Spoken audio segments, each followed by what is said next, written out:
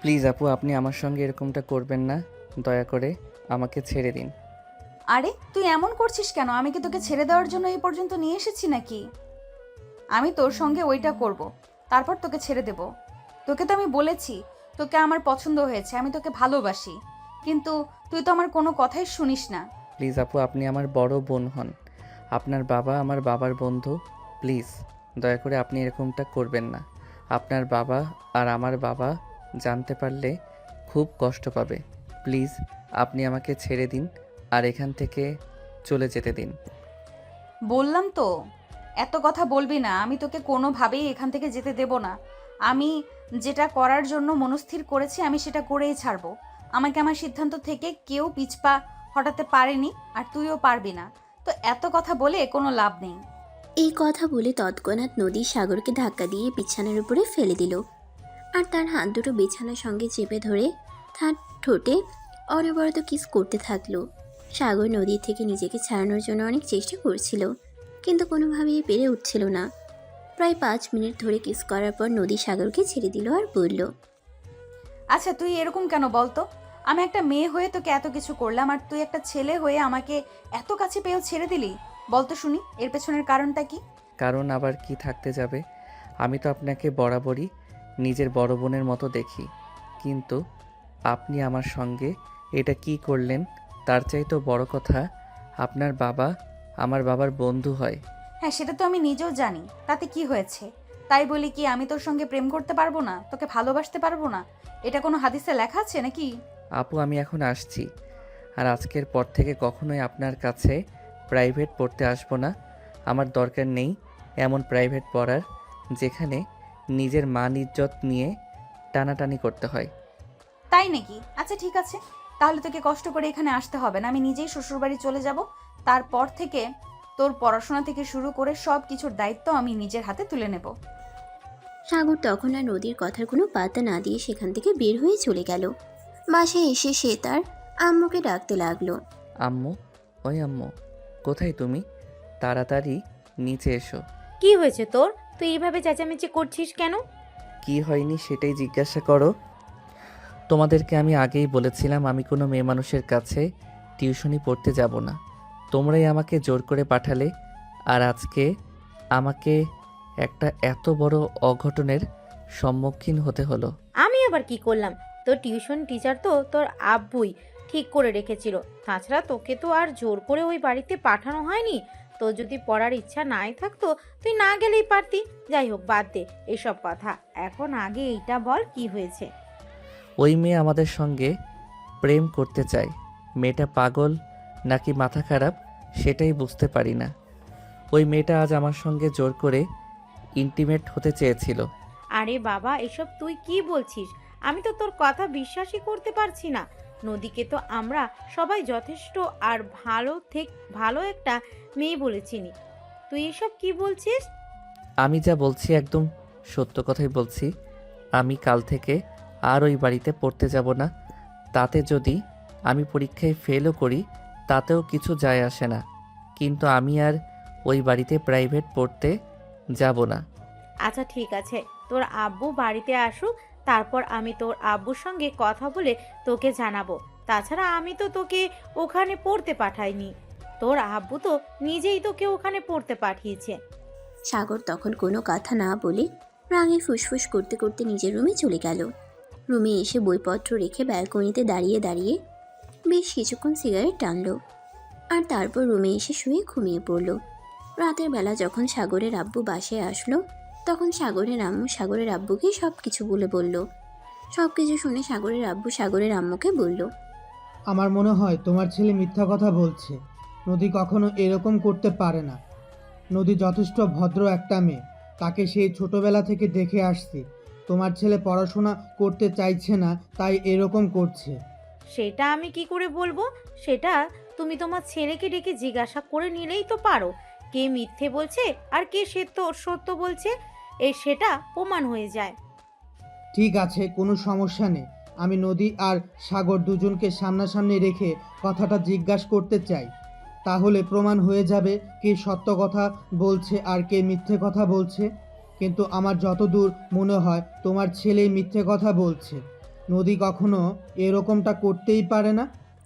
অতঃপর আর কোনো কথা না বলে সাগরের আব্বু খাওয়া দাওয়া করে ঘুমিয়ে পড়ল। পরদিন সকালবেলা নাস্তার টেবিলে সাগর তার আব্বুর সঙ্গে দেখা হলো। তখন তার আব্বু বলল, কি ব্যাপার সাগর, এগুলো আমি কি শুনলাম? তুমি কি শুরু করছো এগুলো? আমি আবার কি শুরু করলাম? আর কিছু শুরু করতে যাবই বা কোন দুঃখে? তাহলে তোমার আম্মু কাল এগুলো কি বলল? আমি তো এগুলো বিশ্বাসই করতে পারছি না। তুমি মিথ্যে কথা কেন বলছো? নদী কখনো এরকমটা করতে পারে না। নদীকে আমি সেই ছোটবেলা থেকে চিনি। সে যথেষ্ট ভদ্র একটা মেয়ে। মাকাল ফলও কিন্তু দেখতে সুন্দর হয়, কিন্তু তার ভেতরটা সুমিষ্ট নয়। তাই কারোর বাইরের চাকচিক্য দেখে তাকে ভদ্র বলা কিন্তু ভদ্রলোকের কাজ নয়। তার মানে কি বলছো? এখন তুমি আমাকে সব কিছু শেখাবে আর তোমার কাছ থেকে আমাকে সব কিছু শিখতে হবে? ঠিক আছে, কোনো সমস্যা নেই। আমি আজ বিকেলেই নদীকে আমাদের বাড়িতে ডেকে নিচ্ছি। তারপর দুজনকে সামনাসামনি রেখে তখন জিজ্ঞাসাবাদ করব। আর যদি এটা প্রমাণিত হয় তুমি মিথ্যা কথা বলছো, তার জন্য কিন্তু তোমাকে পানিশমেন্ট পেতে হবে। যদি মেয়েটা মিথ্যা বলে তাহলে তো আমার কিছুই করা থাকবে না, কারণ ওখানে তো অন্য কেউ উপস্থিত ছিল না যে ঘটনার সততা প্রমাণিত করবে। ঠিক আছে, ওটা দুজনের সামনাসামনি দাঁড়ালে প্রমাণিত হয়ে যাবে। আমি কিন্তু ছোট বাচ্চা নয়, সব কিছু বোঝার মতো বয়স আমার হয়েছে। বুঝতে পেরেছো? তখন সাগর আর কোনো কথা না বলে নাস্তা শেষ করে কলেজের উদ্দেশ্যে বেরিয়ে পড়ল। সাগর বাইক নিয়ে যাচ্ছিল। মাঝ রাস্তায় হঠাৎ একটা গাড়ি এসে তার সামনে দাঁড়ালো। সাগর বাইকটা ব্রেক করে দাঁড়ালো, আর তখনই নদী গাড়ি থেকে নেমে সাগরের সামনে এসে দাঁড়ালো আর বলল, কি রে, কি ব্যাপার? কাল বাসায় গিয়ে কি বলেছিস? আঙ্কেল বলছে আজ বিকেলে তোদের বাড়িতে যেতে। যা সত্য তাই বলেছি। সৎ সাহস থাকলে আমার আব্বুর সামনে দাঁড়িয়ে সত্য কথা বলো। ঠিক আছে, আমি সব সত্য কথাই বলবো। তখন সাগর আর কোনো কথা না বলে পাশ কাটিয়ে বাইক নিয়ে চলে গেল। এদিকে সেদিন বিকেলবেলা নদী সাগরের বাসায় আসলো, আর সাগরের আব্বু তখন দুজনকে সামনাসামনি রেখে নদীকে জিজ্ঞাসা করলো, কি ব্যাপার মা? নদী, আমি এসব কি শুনছি? সাগর এগুলো কি বলছে? আমাকে তুমি একটু ব্যাপারটা খুলে বলো তো। ও কি বলেছে সেটা তো আমি জানি না। আপনারা যদি আমাকে না বলেন তাহলে আমি বুঝবো কি করে? বলেন ও কি বলেছে। ও বলেছে তুমি নাকি ওকে প্রেমের প্রস্তাব দিয়েছো এবং জোর করে ওর সাথে ইন্টিমেট হওয়ার চেষ্টা করেছো। নাউজুবিল্লাহ, আস্তাগফিরুল্লাহ। আকাশ, তুমি এটা কি করে করতে পারলে? আমি তোমাকে নিজের ছোট ভাইয়ের মতো দেখি, আর তুমি এটা বলতে পারলে? তুমি আমার কাছে টিউশন পড়বে না সেটা বললেই তো হয়। দেখো, আমার কিন্তু এমন অবস্থা নয় যে তোমাকে টিউশন পড়িয়ে আমাকে চলতে হবে। আমার বাবার যথেষ্ট অর্থ সম্পদ রয়েছে। তোমার বাবা বলল তোমাকে কোনো টিউশন টিচারের কাছে দিয়ে পড়াতে পারছে না, তাই আমি তোমাকে পড়াতে রাজি হয়েছিলাম। দেখলে তো, আমার তখনই সন্দেহ হয়েছিল তোমার ছেলে মিথ্যা কথা বলেছে, আর তুমি তো আমার কথাটা কোনো পাত্তাই দিচ্ছিলে না। এখন তো এটা প্রমাণিত হয়ে গেল যে তোমার ছেলে মিথ্যে কথা বলেছে। নদী কখনো এরকম কিছু করতেই পারে না। কিন্তু আমার ছেলে যা কিছু করুক না কেন, এখনো পর্যন্ত আমাকে মিথ্যে কথা বলেছে বলে মনে হয় না। তাই আমার মনে হচ্ছে এখানে কিছু একটা ঘাপলা আছে। বিষয়টা আমাদেরকে ভেবে দেখতে হবে। এত ভেবে দেখার কিছু নেই। তোমার ছেলে যা চাইবে তাই তাকে করতে দেওয়া যাবে না। সামনে তার ভবিষ্যৎ অপেক্ষা করছে। এখন তার উচিত ভালোভাবে পড়াশোনা করা। তা না করে সে এরকম উল্টাপাল্টা কাজ করলে তো হবে না। সাগর, তোমাকে বলছি, তুমি নদীর কাছে প্রাইভেট পড়বে। এটাই আমার শেষ কথা। আমি আর তোমার কোনো কথা শুনতে চাই না। আব্বু, আমি এই মেয়েটার কাছে প্রাইভেট পড়বো না, যে সুন্দর করে গুছিয়ে তোমাদের সঙ্গে মিথ্যা কথা বলে দিল। এরপর তো তোমরা আর আমার কোনো কথাই বিশ্বাস করবে না। মিথ্যে কথা ও বলেনি, তুমি বলেছ। তাই তার জন্য এটাই তোমার পানিশমেন্ট, যে তুমি নদীর কাছেই প্রাইভেট পড়বে। আমি আর বড় কথা শুনতে চাই না। এই বলে সাগরের আব্বু সেখান থেকে উঠে চলে গেল। আর এদিকে সাগর তখন কোনো কথা না বলে চুপচাপ নিজের রুমে চলে গেল। রুমে গিয়ে সে ব্যালকনিতে দাঁড়িয়ে সিগারেট টানতে থাকলো। তখনই পিছন থেকে নদী এসে দাঁড়ালো আর তার কানের কাছে মুখ নিয়ে বলতে লাগলো, কি সাহেব, আমার নামে বিচার দিয়ে কোনো লাভ হলো না তো? তাহলে বিচার দিয়ে করলেনটা কি? আপনি এখানে কেন এসেছেন? আপনি বুঝতে পারছেন না আমি আপনাকে সহ্য করতে পারি না? তারপরও কেন এভাবে আমার পিছু নিয়েছেন? আমি আপনার কাছে প্রাইভেট পড়ব না। সেটা তো আর তুমি বললে হবে না। তোমার আব্বু কি বলেছে তুমি শুনতে পাওনি? তোমাকে আমার কাছেই প্রাইভেট পড়তে হবে। তোমার কাছে আর অন্য কোনো অপশন নেই, বুঝতে পেরেছো তো? এই কথা বলতে বলতে নদী সাগরের রুম থেকে বের হয়ে চলে গেল। এরপর চলে গেল 2 দিন। সাগর আর প্রাইভেটে যায় না, তাই নদী সাগরের আব্বুর কাছে ফোন দেয়। আঙ্কেল, সাগর প্রাইভেটে আসছে না কেন? আপনি কি তার জন্য নতুন কোনো টিউটর রেখেছেন নাকি? না, সেরকমটা তো নয়। আচ্ছা ঠিক আছে, আমি আজকে বাসায় গিয়ে তারপর তোমাকে জানাচ্ছি সাগর কেন প্রাইভেটে যাচ্ছে না। সেদিন বিকেলবেলা সাগরের আব্বু বাসায় এসে সাগরকে ড্রয়িং রুমে ডেকে নিল আর তারপর জিজ্ঞাসা করলো, কি ব্যাপার সাগর, তুমি প্রাইভেটে যাচ্ছ না কেন? নদী আজ আমাকে ফোন দিয়েছিল, সে আমাকে বলল তুমি নাকি প্রাইভেটে যাচ্ছ না। কি ব্যাপার, কি হয়েছে বলো তো শুনি। তোমাকে তো আমি বলেই দিয়েছি আমি এই মেয়েটার কাছে টিউশন পড়বো না, তাহলে তোমরা কেন আমাকে জোরাজুরি করছো? আমি এই মেয়েটার সামনে আর যেতে চাই না। সব কিছু তো আর তোমার ইচ্ছে মতো হবে না। তোমাকে যেখানে টিউশন পড়াতে দেই সেখানে টিউশন টিচার তোমার পছন্দ হয় না। এভাবে তো চলতে পারে না। তোমাকে ঠিকমতো পড়াশোনা করতে হবে, আর আমি যেটা বলবো সেটাই তোমাকে শুনতে হবে। তুমি নদীর কাছেই টিউশন পড়বে। কাল থেকে যেন প্রতিদিন টিউশন পড়তে যাওয়া হয়, তা না হলে কিন্তু এই বাড়িতে তোমার জায়গা হবে না। এটা আমি তোমাকে বলে দিলাম। এটা কেমন ধরনের কথা? আমি তো সেটাই বুঝতে পারছি না। বাইরের একটা মেয়ে তোমাদেরকে মিথ্যা কথা বলে চলে গেল, আর তোমরা সেটাই বিশ্বাস করে নিলে। আমি তোমাদের ছেলে, আমি তোমাদের কিছু বললাম আর তোমরা সেটা বিশ্বাসই করলে না। তুমি যে আমাদের সত্য কথা বলছো সেটা তো কোনো প্রমাণ নেই। তুমি আমাদের সত্য কথা বলেছো সেটা যতদিন প্রমাণ করতে না পারবে ততদিন তোমার কথার কোনো গুরুত্ব আমাদের কাছে নেই, বুঝতে পারছো তো তুমি? তাই কাল থেকে নিয়মিত টিউশনি পড়তে যাও। সাগর তখন কোনো উপায়ান্তর না পেয়ে পরদিন থেকে আবার টিউশন করতে শুরু করলো। বিকেলবেলা নদীর বাসার সামনে এসে কলিং বেল চাপ দিল। বেশ কিছুক্ষণ পর নদী এসে দরজা খুলে দিল। তো কি ব্যাপার? কোনো লাভ তো হলো না, আমার নামে বিচার দিয়েও তো আমার বাসাতেই আসতে হলো। আপনি এত সুন্দর করে গুছিয়ে মিথ্যা কথা বলতে পারেন সেটা তো আর আমার জানা ছিল না। আপনি আমার বাবা মায়ের সামনে মিথ্যে কথা কেন বললেন বলেন তো? কারণ আই লাভ ইউ।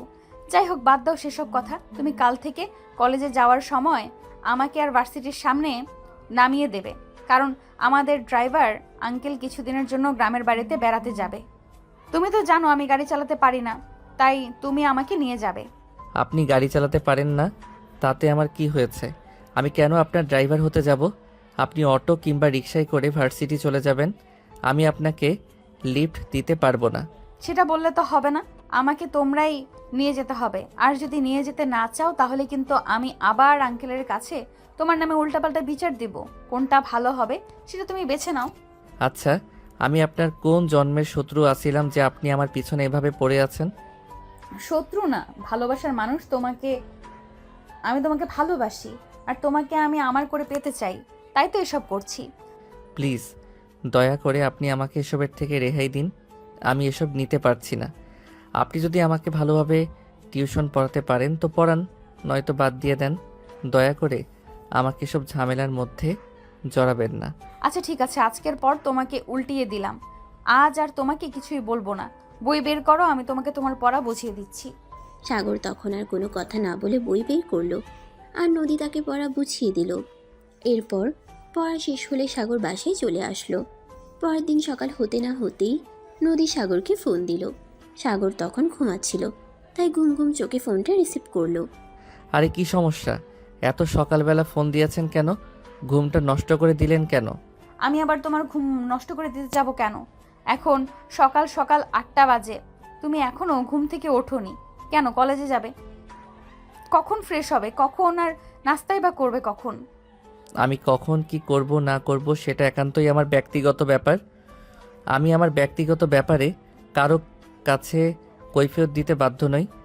সে তো করতেই হবে, হাজার হোক আমি তোমার হবু বউ বলে কথা। হবু বউয়ের কাছে যদি তুমি কৈফিয়ত দিতে না পারো তাহলে তুমি কার কাছে কৈফিয়ত দিবে বলো তো শুনি? দেখুন, এসব ফাইজলামো মার্কা কথাবার্তা বন্ধ করুন। আপনি কেন আমাকে ফোন করেছেন সেটাই বলুন। সাত সকালবেলা কেন আপনি আমার ঘুমটা নষ্ট করলেন? তোমাকে আমি কাল বলে দিয়েছিলাম আজ কলেজে যাওয়ার সময় আমাকে ভার্সিটিতে নামিয়ে দিয়ে যাবে, কারণ আমাদের ড্রাইভার গ্রামের বাড়িতে গেছে।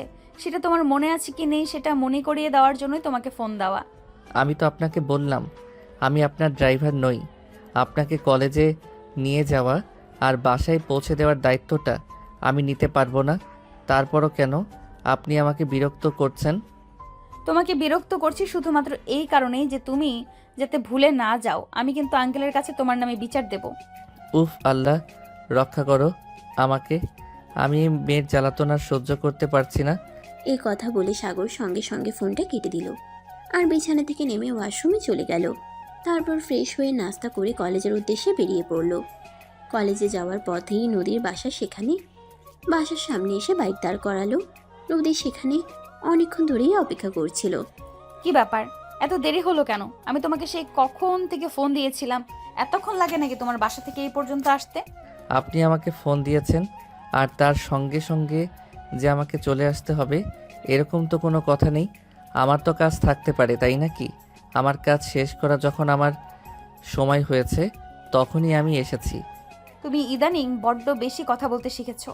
যাই হোক, চলো যাওয়া যাক, তা না হলে আবার তোমার কলেজ যেতে দেরি হয়ে যাবে। সাগর তখন আর কোনো কথা বলল না।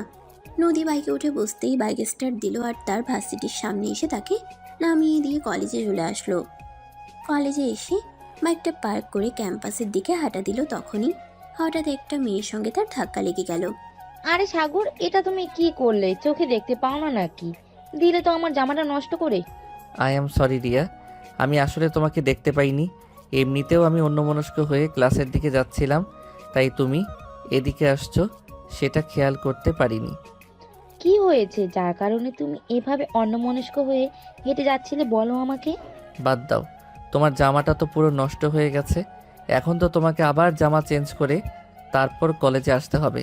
একটা কাজ করো, তুমি আমার সঙ্গে চলো। আমি তোমাকে বাইকে করে তোমার বাসা পর্যন্ত নিয়ে যাই।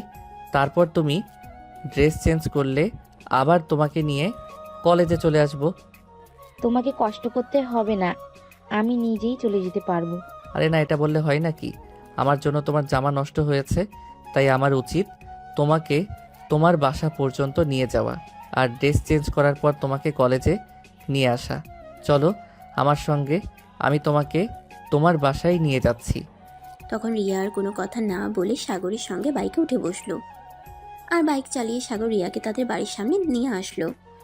যাও তাড়াতাড়ি করে ড্রেস চেঞ্জ করে আসো, তা না হলে আবার কলেজের দেরি হয়ে যাবে, ক্লাস শুরু হয়ে যাবে। তুমিও আমার সঙ্গে আসো। আজ প্রথম দিন আমাদের বাড়িতে এসেছো, বাড়ির বাইরে কেন দাঁড়িয়ে থাকবে? ড্রয়িং রুমে এসে বসো, আম্মু আছে ভেতরে, আম্মুর সঙ্গে গল্প করবে। আজ নয়, অন্যদিন আসবো। এখন ভিতরে গেলে আবার দেরি হয়ে যাবে। তুমি তাড়াতাড়ি করে ড্রেস চেঞ্জ করে আসো, আমি এখানেই তোমার জন্য অপেক্ষা করছি। এটা কিন্তু ভালো লাগলো না, তুমি প্রথম দিন আমাদের বাড়িতে এসে আর বাড়ির বাইরেই দাঁড়িয়ে থাকবে। প্লিজ চলো না ভেতরে। আরে বাবা, লেট হয়ে যাবে, যাও তুমি তাড়াতাড়ি ড্রেস চেঞ্জ করে আসো, আমি এখানে ওয়েট করছি। কলেজের টাইম হতে আর মাত্র 15 মিনিট বাকি আছে, এর মধ্যেই কিন্তু কলেজে ফিরে যেতে হবে, তাড়াতাড়ি যাও। রিয়া তখন আর কোনো কথা না বলে ভিতরে চলে গেল। তারপর ড্রেস চেঞ্জ করে এসে বাইকে উঠে বসলো আর তারপর সাগর বাইক চালিয়ে কলেজে নিয়ে আসলো। তারপর দুজনেই ক্লাসে চলে গেল। সেদিন বিকেল বেলা যখন সাগর কলেজ ক্যাম্পাস থেকে বের হলো তখনই দেখতে পেল রিয়া ক্যাম্পাসের বাইরে দাঁড়িয়ে আছে। সে রিয়াকে প্রশ্ন করলো, কি ব্যাপার রিয়া, কি হয়েছে? এখানে দাঁড়িয়ে আছো কেন? আসলে আমাদের ড্রাইভার আঙ্কেল এখনো আসেনি, তাই অপেক্ষা করছিলাম। ওটা এবার আঙ্কেলের কোনো সমস্যা হলো কি না সেটাই তো বুঝতে পারছি না। কলেজ ছুটি হয়েছে 20 মিনিটের বেশি, এখনো আঙ্কেল আসছে না কেন? তাহলে তুমি আমার সঙ্গে চলো, আমি তোমাকে তোমাদের বাসায় পৌঁছে দিয়ে তারপর আমার বাসায় চলে যাব। আচ্ছা ঠিক আছে, তাহলে চলো। যেখানে অনেকক্ষণ ধরে দাঁড়িয়ে আছি, আঙ্কেল আসেনি, মনে হয় আসবেও না, হয়তো কোনো সমস্যা হয়েছে। অতঃপর রিয়া সাগরের বাইকে উঠে বসলো আর সাগর বাইক চালিয়ে রিয়াকে তার বাসার সামনে নামিয়ে দিল। তারা যখন ওই দিক দিয়ে যাচ্ছিল তখন নদী ভার্সিটি থেকে বের হয়ে আসলো। ওদের কলেজ আর নদীর ভার্সিটি একই রাস্তায় ছিল। রিয়া সাগরকে ধরে বাইকে বসেছিল। এটা নদী দেখতে পায় আর বাসে এসে সে রাগে ফুসফুস করতে থাকে সাগর কেন তার বাইকে রিয়াকে উঠিয়েছে। সেদিন বিকেলবেলা যখন সাগর নদীর পাশে প্রাইভেট পড়তে যাচ্ছিল, তখন নদীর সঙ্গে সঙ্গেই সাগরের গালে ঠাস ঠাস করে দুটো চড় বসিয়ে দিল। সাগর একদম হতভম্ব হয়ে নদীর দিকে তাকিয়ে আছে। এত বড় সাহস, তুই আমার সামনে দিয়ে আরেকটা মেয়েকে নিয়ে বাইকে করে ঘুরে বেড়াস? সাগর এতক্ষণে বিষয়টা বুঝতে পেরেছে। আসলে সে রিয়াকে নিয়ে যখন বাইকে করে আসছিল সেটাই নদী দেখে ফেলেছে। তাই সাগর নদীকে বলল, আমার বাইকে করে আমি কাকে নিয়ে ঘুরে বেড়াবো সেটা একান্তই আমার ব্যক্তিগত ব্যাপার। এই ব্যাপারে আমি কারোর কাছে কোনো কৈফিয়ত দেব না। তুই আরেকটা মেয়ের সঙ্গে রঙ্গলীলা করে বেড়াবি আর আমি সেটা তোকে করতে দিব? এটা তুই ভাবলি কি করে? তোকে না বলেছি আমি তোকে ভালোবাসি আর তোকে বিয়ে করতে চাইছি? তাহলে ভাবলি কি করে আমার সামনে অন্য একটা মেয়ের সঙ্গে এসব করবি আর আমি সেগুলো সহ্য করব? আমি তো আপনাকে ভালোবাসি না। আপনি আমাকে ভালোবাসেন বলে যে আপনার সঙ্গে পাগলামিতে আমাকেও যোগ দিতে হবে এমন তো কোনো কথা নেই। তোকে আমাকেই ভালোবাসতে হবে, এটাই শেষ কথা। আমি কোনো কথা শুনতে চাই না। আমি আপনাকে ভালোবাসবো না। আপনি কি করবেন আমার? ঠিক আছে, তাহলে আজ তুই বাসায় যা, তাহলে সবটা বুঝতে পারবি আমি তোর কি করতে পারি আর কি করতে পারি না। ঠিক আছে, প্রয়োজন হলে আমি বাসা ছেড়ে চলে যাব, কিন্তু আপনার মতো একটা মেয়ের কাছে আমি আর টিউশন করব না। বাবা যা বলবে বলুক, আমি আর কারোর কোনো কথাই শুনবো না। এই বলে সাগর সেখানে আর এক মুহূর্ত দেরি না করে নদীর বাসা থেকে বের হয়ে বাসে চলে আসলো। নিজের রুমে এসে দরজা লাগিয়ে দিয়ে মোবাইলে গান চালিয়ে ঘুমিয়ে পড়ল। রাত তখন 11টা বাজে। তার আব্বু খাওয়া দাওয়া শেষ করে নিজের রুমে এসেছে, আর তখনই তার আম্মু তাকে ডাকতে আসলো। এই সাগর, কি হয়েছে তোর? সেই বিকেল থেকে দরজা বন্ধ করে রুমে শুয়ে আছিস। এমনি আমার শরীরটা ভালো লাগছে না, আমায় ডেকো না, আমি ঘুমাবো। তোর আব্বু তোকে ডাকছে, বলেছে তোর আব্বুর রুমে যেতে। তোর আব্বু তোকে ডাকছে, বলেছে তোর আব্বুর রুমে যেতে। আচ্ছা ঠিক আছে, তুমি যাও, আমি আসছি। অতঃপর সাগরের আম্মু সেখান থেকে চলে গেল, আর সাগর বিছানায় থেকে নেমে হাত মুখ ধুয়ে তারপর তার আব্বুর রুমে গেল আর তার আব্বুকে জিজ্ঞাসা করলো, কি ব্যাপার আব্বু, কি হয়েছে? তুমি এত রাতে আমাকে ডাকলে কেন? তোমাকে যে আমি বললাম তোমাকে নদীর কাছে টিউশন পড়তে হবে, তারপরও তুমি এসব ঝামেলাগুলো কেন করছো? বলো তো, তুমি কি ভাবছো তোমার যা ইচ্ছে তোমাকে তাই করতে দেওয়া হবে? ঝামেলাগুলো তো আমি করছি না, ঝামেলা তো সব নদী আপুই করছে। তাহলে তোমরা আমাকে কেন কথা শোনাচ্ছ? আমি তো সেটাই বুঝতে পারছি না। আমি তোমার কোনো কথা শুনতে চাই না। এখন থেকে তুমি ঠিকমতো পড়াশোনা করবে, এটাই আমি জানি। আর যদি কখনো শুনেছি তুমি উল্টাপাল্টা কিছু করেছো, তাহলে কিন্তু আমার চাইতে খারাপ কেউ হবে না। এটা আমি তোমাকে বলে দিলাম, কথাটা মাথায় রেখো। সাগর তখন কোনো কথা না বলে চুপচাপ সেখান থেকে চলে আসলো, আর রুমে এসে বসে বসে মনে মনে ভাবতে থাকলো, যেভাবেই হোক এই মেয়েটাকে তার উচিত শিক্ষা দিতেই হবে। তাই সে মনে মনে ভাবতে থাকলো কিভাবে এই মেয়েটাকে জব্দ করা যায়। তখনই হঠাৎ তার মাথায় একটা বুদ্ধি এসে গেল। পরদিন সকালবেলা যখন সে কলেজে যাচ্ছিল, সে নদীর বাসার সামনে দাঁড়িয়ে মোটর সাইকেলের হর্ন দিতে লাগলো। নদী কিছু সময় পর নিচে আসলো আর সাগরকে দেখে বলল, কি ব্যাপার, আজ এত সকাল সকাল তুমি আমার বাসার সামনে কেন? কিছু হয়েছে নাকি? আমার আবার কি হতে যাবে, আমার কিছুই হয়নি। আপনি তো বলেছেন আমি যেন প্রতিদিন আপনাকে কলেজে পৌঁছে দেই, তাই তো আপনাকে নিতে আসলাম। চিন্তা ভাবনা করে দেখেছি আপনার প্রপোজালটা মন্দ নয়, মেনে নিলে ভালোই হয়। যাই হোক, এতদিনে তাহলে তোমার মাথায় সুবুদ্ধি উদয় হলো। আচ্ছা ঠিক আছে, আমি তো এখনো রেডি হইনি, তুমি ভিতরে এসে বসো। আমি 5 মিনিটে রেডি হয়ে তারপর তোমার সঙ্গে যাচ্ছি। ঠিক আছে, কোনো সমস্যা নেই, আমি এখানেই ঠিক আছি। আপনি রেডি হয়ে আসুন, আমি আপনার জন্য ওয়েট করছি। তাড়াতাড়ি আসবেন, কিন্তু আমি কিন্তু আর বেশি সময় অপেক্ষা করতে পারবো না। নদী তখন তাড়াতাড়ি করে বাসার ভিতরে চলে গেল, আর তারপর রেডি হয়ে নিচে আসলো। তারপর বাইকে উঠে বসলো নদী। বাইকে উঠে বসতেই সাগর বাইক স্টার্ট করলো আর নদীর ভার্সিটির উদ্দেশ্যে রওনা দিল। আজ সাগর অনেক জোরে বাইক চালাচ্ছিল, সেটা দেখে নদী অনেকটা ভয় পেয়ে গেল আর বলল, আরে কি ব্যাপার, আজ আবার তোমার কি হলো? তুমি এত জোরে বাইক চালাচ্ছ কেন? প্লিজ আস্তে চালাও, আমার কিন্তু ভয় করছে, উল্টোপাল্টা কিছু হয়ে না যায়। আরে ভয় পাওয়ার কিছুই নেই, আপনি আমার বাইকের পিছনে বসলে আমার মাঝে এমনিতেই একটা অন্যরকম উত্তেজনা চলে আসে, তাই তো আমি জোরে জোরে বাইক চালাচ্ছি। আপনি বসে থাকুন, কোনো সমস্যা নেই। এই বলে সাগর আরও জোরে বাইক চালাতে লাগলো। এদিকে নদী তাকে বারবার রিকোয়েস্ট করে বলছে আস্তে বাইক চালানোর জন্য, কিন্তু সাগর তার বাইকের গতি কোনোভাবেই কমাচ্ছে না। তখনই হঠাৎ একটা ম্যানহোলের সঙ্গে সাগরের বাইক ধাক্কা লেগে গেল, আর নদী বাহির থেকে ছিটকে রাস্তায় পড়ে গেল। সে পায়ে প্রচণ্ড ব্যথা পায়, তার পা ভেঙে যায়। সাগরও ব্যথা পেয়েছে, তবে এতটা বেশি নয়। তখনই রাস্তার চারপাশের মানুষজন জড় হয়ে যায় আর তাদের দুজনকে হসপিটালে নিয়ে যায়। সাগরের আব্বু খবরটা পাওয়া মাত্রই হসপিটালে ছুটে আসলো। সাগর, এসব কি করে হলো? আমি তো কিছুই বুঝতে পারছি না। তুমি তো সবসময় অনেক সাবধানে বাইক চালাও, তাহলে আজ বাইক অ্যাক্সিডেন্ট হলো কি করে? তুমি কি এখন আমাকে এই প্রশ্নগুলো করার জন্য এখানে এসেছো? ভাই কি কেউ ইচ্ছে করে অ্যাক্সিডেন্ট করায় নাকি অ্যাক্সিডেন্ট হয়ে গেছে? তাহলে আমি কি করব? কথাগুলো পাশের ব্যাগ থেকে নদী শুনছিল।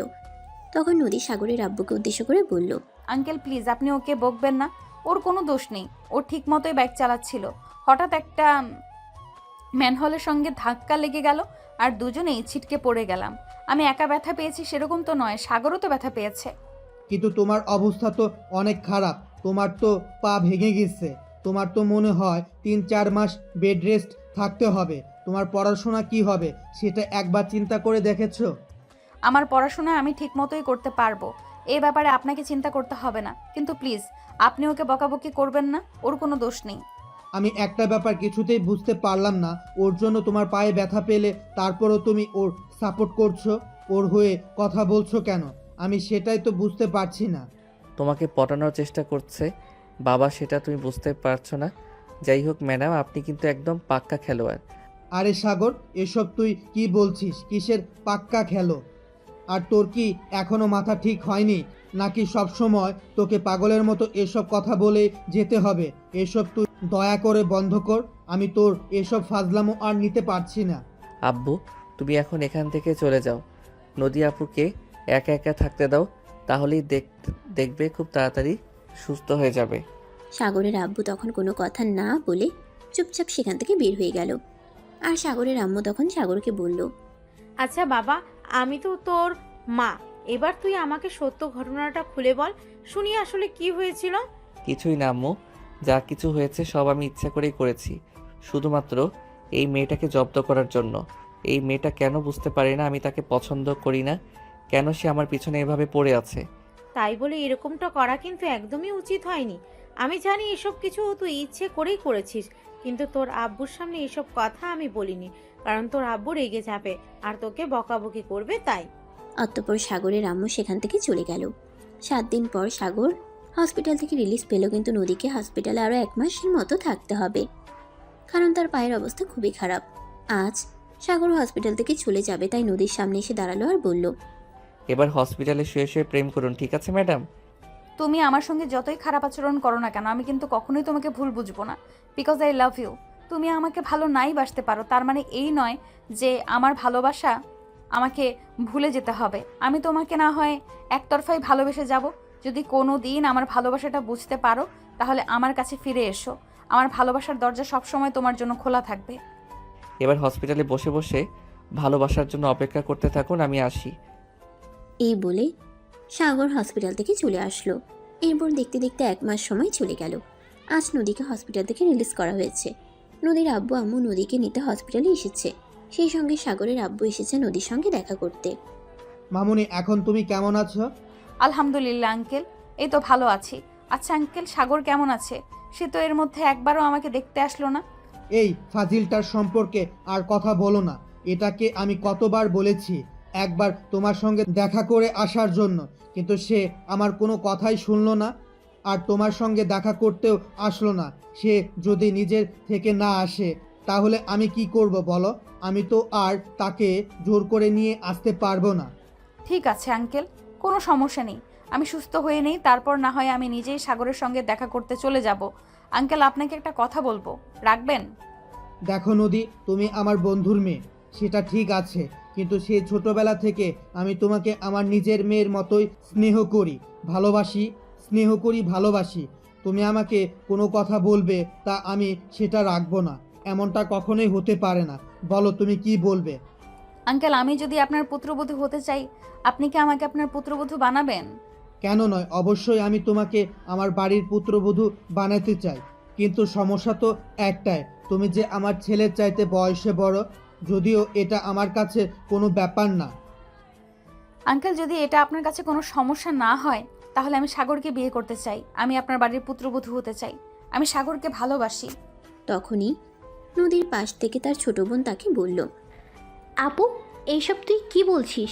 সাগর ভাইয়া তোকে পছন্দ করে না, তারপরেও কেন তুই তাকে বিয়ে করবি? কাউকে তার ইচ্ছার বিরুদ্ধে জোর করে কিছু করতে বাধ্য করাটা কিন্তু একদম ঠিক না। আজ আমাকে ভালোবাসে না, কাল তো ভালোবাসতেই পারে, তাতে তো কোনো সন্দেহ নেই, তাই না? আমি সাগরকে ভালোবাসি, আমি সাগরকে আমার করে পেতে চাই। প্লিজ আঙ্কেল, আপনার যদি আমাকে নিয়ে কোনো সমস্যা না থাকে তাহলে আমি আপনার বাড়ির বউ হতে চাই। ঠিক আছে, আমি রাজি তোমাকে আমার বাড়ির বউ বানাতে। তুমি একটু সুস্থ হও, তারপরে আমি তোমাকে আমাদের বাড়িতে নিয়ে যাব আমার পুত্রবধূ পরিচয় দিয়ে। কিন্তু আঙ্কেল, তারপর যদি আপনার ছেলে আমাকে মেনে না নেয় তখন আপনি কি করবেন? আসলে কোনো সিদ্ধান্ত নেওয়ার আগে সবকিছু ভেবে তারপর সিদ্ধান্ত নেওয়া উচিত। আমার ছেলেকে তোমাকে মেনে নিতেই হবে, কারণ এটা ছাড়া তার হাতে অন্য কোনো অপশন খোলা থাকবে না। সে আমার একমাত্র সন্তান, সেটা তো তোমার খুব ভালো করেই জানা। তাই আমি এমনভাবে তাকে বলবো সে কোনোভাবে আমার কথা ফেলতে পারবে না। ঠিক আছে আঙ্কেল, তাহলে আপনি তাই করুন, কারণ সাগরকে আমি অনেক বেশি ভালোবাসি, তাকে আমি আমার করে পেতে চাই। অতঃপর নদীর আব্বু আম্মু আর তার ছোট বোন নদীকে নিয়ে বাসে চলে গেল। এদিকে সাগরের আব্বু নদীর সঙ্গে দেখা করে বাসে চলে আসলো। সেদিন রাতের বেলা যখন সবাই একসঙ্গে ডাইনিং টেবিলে বসে রাতের খাবার খাচ্ছিল, তখনই সাগরের আব্বু সাগরকে বলল, সাগর, আমি নদীকে এই বাড়িতে নিয়ে আসতে চাই। কেন? ওই মেয়ের কি তার বাবার বাড়িতে থাকার মতো জায়গা নেই নাকি যে তাকে আমাদের বাড়িতে নিয়ে আসতে হবে? তাছাড়া একটা যুবতী মেয়েকে কেন আমরা আমাদের বাড়িতে থাকতে দিব? তাকে আমি একটা নির্দিষ্ট পরিচয় তারপরে এ বাড়িতে নিয়ে আসতে চাই। তাকে আমি আমার পুত্রবধূ বানাতে চাই। এসব তুমি কি বলছো? তোমার কি মাথা খারাপ হয়ে গেছে নাকি? যেখানে এই মেয়েটাকে আমি সহ্য করতে পারি না, সেখানে এই মেয়েটাকে আমি কেন বিয়ে করতে যাব? তুমি নদীকে বিয়ে করবে কারণ আমি তোমাকে বলেছি। তাই তুমি যদি নদীকে বিয়ে না করো তাহলে আমি তোমাকে আমার সমস্ত সম্পদ থেকে বঞ্চিত করব। আমি আমার সমস্ত সম্পদ কোনো অনাথ আশ্রম কিংবা অন্য কোনো ফাউন্ডেশনকে দান করে দেব। আরে এসব তুমি কি বলছো? তোমার কি মাথা খারাপ হয়ে গেছে নাকি? তুমি তোমার ছেলের ব্যাপারে এতটা কঠিন হতে পারো না। সে তোমার নিজের ছেলে, তার ব্যাপারে তুমি এভাবে হুট করে কোনো সিদ্ধান্ত নিতে পারো না। হ্যাঁ, সে আমার নিজের ছেলে, তাই আমি তার ব্যাপারে সিদ্ধান্ত নিয়েছি এবং সব কিছু চিন্তা ভাবনা করে সিদ্ধান্ত নিয়েছি। তোমরা হয়তো ভুলে যাচ্ছ, নদীর আব্বুর কোনো পুত্র সন্তান নেই। তার বাবার এই বিশাল সম্পত্তি উত্তরাধিকারী তারা দুই বোন। বাবা, তুমি সম্পত্তির লোভে আমার সঙ্গে এরকমটা করতে চাইছো? আমাদেরকে কম কিছু আছে নাকি? যা আছে তা দিয়ে তো আমার না হোক তোমাদের তো চলে যাবে। তাহলে কেন তুমি এরকমটা করতে চাইছো? আমি আমার জন্য কিছুই করতে চাই না, যা করেছি সব তোমার জন্য। তুমি আমার একমাত্র ছেলে, তোমার ভবিষ্যতের কথা চিন্তা করে আমাকে এই সিদ্ধান্ত নিতে হয়েছে। তুমি আমাকে ভুল বুঝলেও আমার কিছু করার নেই, তোমার নদীকেই বিয়ে করতে হবে। আমি এই মেয়েটাকে কোনোভাবে বিয়ে করব না। তোমাদের যা ইচ্ছে তোমরা তাই করতে পারো। এই বলে সাগর তখনই রুম থেকে বের হয়ে চলে গেল। নিজের রুমে গিয়ে সঙ্গে সঙ্গেই সে রিয়াকে ফোন দিয়ে আর সব কিছু খুলে বলে। সব কিছু শুনে রিয়া বলে, শোনো, একটা কাজ করা যায়, তাহলে তো খুব সহজেই সব কিছু সমাধান হয়ে যাবে। চলো আমরা দুজন বিয়ে করে ফেলি, তাহলে তুমি আমাকে তোমাদের বাড়িতে নিয়ে যাও। তখন আর তোমার আব্বু কোনোভাবেই নদী আপুকে বিয়ে করার কথা তোমাকে বলতে পারবে না। এটা কোনোভাবেই সম্ভব নয়। আমি যদি তোমাকে আমাদের বাড়িতে নিয়ে আসি তাহলে আমি নিশ্চিত আমার বাবা আমাকে ঠিক ওই মুহূর্তেই বাড়ি থেকে বের করে দিবে, আর কোনোদিন আমাকে এই বাড়িতে ঢুকতে দেবে না। এসব কি বলছো তুমি? তুমি তুমি তুমি না আমাকে ভালোবাসো? তাহলে এগুলো কেন বলছো? ভালোবাসার মানুষকেই যদি বিয়ে না করতে পারি তাহলে ভালোবেসেছিলে কেন? তখন তার এসব কিছু আমার মাথায় আসেনি। তখন যদি এসব কথা আমার মাথায় আসতো তাহলে তো আর আমি এটা করতাম না। তাহলে এখন তুমি কেন এসব কথা আমাকে শোনাচ্ছ? তুমি যদি আমাকে বিয়ে করতে পারবেই না তাহলে কেন তুমি আমার সঙ্গে যোগাযোগ করেছো? আর কেনই বা ফোন করে আমাকে এসব কথা শোনাচ্ছ? আমি তো ভেবেছিলাম তুমি আমাকে ভালো একটা বুদ্ধি দিবে যেটা দিয়ে সাপও মরবে আর লাঠিও ভাঙবে না, কিন্তু উল্টে তুমি তো আমাকে আরও এক মহা ঝামেলায় ফেলাতে চাইছো। আমি তোমাকে বিয়ে করে নিয়ে আসলে আমাকে বাড়ি থেকে বের করে দিবে, আর তখন আমি তোমাকে নিয়ে কোথায় যাব, কি খাওয়াবো, তখন তো ভালোবাসা জানালা দিয়ে পালিয়ে যাবে। তখন তো তুমিও আমার পাশে থাকবে না। হ্যাঁ, সেটা তো অবশ্যই। আমি তোমার বাবার সম্পদ দেখেই তোমাকে পছন্দ করেছি আর তোমার সঙ্গে সম্পর্ক করেছি। যেখানে তোমার বাবার সম্পদ তোমার কাছেই থাকবে না, সেখানে আমি তোমাকে দিয়ে কি করব? ও, এই কথা। তাহলে আমার বাবা ভুলটা কোথায় করছে? তুমি যদি আমার বাবার সম্পদ দেখে আমাকে বিয়ে করতে চাও, তাহলে আমার বাবা নদীকে বিয়ে করার কথা বলছে, সেখানে দোষটা কোথায়? তাহলে তুমি এখনো এখানে দাঁড়িয়ে আছো কেন? যাও, ওই নদীকেই বিয়ে করো। ভাইয়ের বয়সী মেয়েকে বিয়ে করে তারপর তার বাবার সম্পত্তি দিয়ে পানি খাও। আমাকে আর বিরক্ত করবে না, ফোন রাখো। তোমার মতো কত ছেলে জীবনে আসবে আর যাবে, আর ওনারে নিয়ে আমি ধুয়ে ধুয়ে পানি খাবো। যাও, আর কখনোই আমার ফোন করবে না। এই কথা বলে রিয়া সঙ্গে সঙ্গে ফোনটা কেটে দিল। এদিকে সাগর ভেবেই কুল কিনারা পাচ্ছে না যে সে কি করবে। তখনই তার আম্মু এসে তার রুমের দরজায় নক করলো। সাগর, দরজা বন্ধ করে কি করছিস বাবা? দরজাটা খোল, আমি তোর সঙ্গে একটু কথা বলতে চাই। সাগর তখন কোনো কথা না বলে চুপচাপ দরজাটা খুলে দিল। সাগরের আম্মু রুমের ভিতর এসে তাকে বলতে লাগলো। বাবা, একটা কথা বলি, তোর বাবা যখন বলেছে তখন তুই বিয়েটা করে নে। বাবার কথার অবাধ্য হোস না। ঠিক আছে, যাও, বাবাকে বলো আমি বিয়ে করতে রাজি আছি, আয়োজন করতে। এই কথা বলে সাগরের আম্মু তখনই সাগরের রুম থেকে বের হয়ে চলে গেল আর সাগরের আব্বুকে সবকিছু খুলে বলল। সবকিছু শুনে সাগরের আব্বু তখনই নদীকে ফোন দেয় আর সবকিছু জানিয়ে দেয়। নদী তো এই কথা শুনে একদম খুশিতে আত্মহারা হওয়ার মতো অবস্থা। এরপর সাগরের আব্বু ঘরোয়াভাবে সাগর আর নদীর বিয়ের আয়োজন করে। ছোট্ট পরিসরে তাদের বিয়ের কাজ সম্পন্ন হয়। আজ সাগর আর নদীর বাসর রাত। নদী বাসর ঘরে বসে আছে, কিন্তু সাগর রুমে আসছে না। সে ছাদে দাঁড়িয়ে দাঁড়িয়ে সিগারেট খাচ্ছে। তখনই তার আম্মু সেখানে গিয়ে উপস্থিত হয় আর তাকে বলে। কি ব্যাপার, এসব কি হচ্ছে? তুই তো বললি তোর আব্বুকে বলতে বিয়ের আয়োজন করতে, আর এখন কিনা তুই এখানে দাঁড়িয়ে দাঁড়িয়ে এভাবে সিগারেট খাচ্ছিস? হ্যাঁ, তো কি করব? আমি এই মেয়েটাকে বিয়ে করা ছাড়া তো আমার হাতে অন্য কোনো অপশন খোলা ছিল না, তাই তো বিয়েটা করেছি। তাই বলে এখন আমার রুমে গিয়ে নাচানাচি করতে হবে সেরকম তো কথা নেই। প্লিজ বাবা, আমি তোকে রিকোয়েস্ট করে বলছি, তুই এরকম করিস না। তোর আব্বু জানতে পারলে প্রচণ্ড রেগে যাবে। আমি চাই না এখন আর নতুন করে এই বাড়িতে কোনো ঝামেলা হোক। তাই বাবা, তুই একটু রুমে চলে যা, তারপর প্লিজ সব কিছু ম্যানেজ করে নে, আর কোনো ঝামেলা করিস না। ঠিক আছে, যাচ্ছি। এই বলে সাগর নিজের রুমে চলে আসলো আর দরজাটা তখনই বন্ধ করে দিল। এটা দেখে নদী বিছানা থেকে নেমেই জিজ্ঞাসা করলো। কি ব্যাপার, তুমি রুমে ঢুকে দরজাটা বন্ধ করে দিলে কেন? তো কি করব? সারা রাত রুমের দরজা খুলে রাখবো নাকি আমার রুমের দরজা খুলে রাখলে ঘুম আসে না? একটা কাজ করুন, আপনি এসব সংশয় যেখানে দাঁড়িয়ে থাকতে হবে না এগুলো খুলে ফেলুন আর সোফায় গিয়ে ঘুমিয়ে পড়ুন। আমি আমার বিছানায় ঘুমাবো। আরে, এটা তুমি কি বলছো? আমি সোফায় গিয়ে কেন ঘুমাবো? আর কি কারণেই বা ঘুমাবো? আজ তো আমাদের বাসর রাত। আজ সারা রাত দুজনে বসে গল্প করব। দেখুন, আমার মাথায় ভূত চেপে ধরেনি যে আজ সারা রাত আমি আপনার সঙ্গে বসে বসে গল্প করব। আমি সুস্থ মস্তিষ্কের একটা মানুষ, আমার এখন ঘুমাতে হবে। তাই প্লিজ আপনি দয়া করে আমায় বিরক্ত করবেন না। আপনি যদি না ঘুমাতে পারেন তাহলে বেলকনিতে গিয়ে বসে থাকুন। তখনই নদীর মেজাজ কিছুটা বিগড়ে গেল। সে সাগরের এই কথাগুলো হজম করতে পারল না। তখন এসে সাগরের পাঞ্জাবির কলার চেপে ধরে বলতে লাগলো। এই ছেলে, তুই কি ভেবেছিস সবকিছু তোর ইচ্ছা মতো হবে? একদমই না। আমি তোর বিয়ে করা বউ। এখন থেকে আমি তোকে যেটা বলবো তোকে সেটাই করতে হবে। আমার কথা তোকে শুনতে হবে। আমি তোর কোনো কথা শুনবো না, বুঝতে পেরেছিস? আরে এটা কি করছেন আপনি? আপনি আমার পাঞ্জাবির কলার কেন চেপে ধরেছেন? প্লিজ ছেড়ে দিন, আমার নিঃশ্বাস নিতে কষ্ট হচ্ছে। তাহলে চল আমার সঙ্গে, এখন বিছানায় আমার সঙ্গে রোম্যান্স করবি। আমি পারবো না ওসব করতে। আমি কি জানি না কিভাবে কি করে? আমি কি আগে কখনো বিয়ে করেছি নাকি? তোকে কিছুই করতে হবে না, তুই শুধু বিছানায় চল, তারপর যা করতে হয় আমি করে নেব। তুই শুধু শুয়ে থাকবি। এই কথা বলে নদীর সাগরকে ধাক্কা দিয়ে বিছানার উপর ফেলে দিল আর তারপর সে সাগরকে বিছানার সঙ্গে চেপে ধরে ইচ্ছে মতো কিস করতে থাকলো। তারপরে এই কিসিং পর্ব চলে গেল প্রায় 20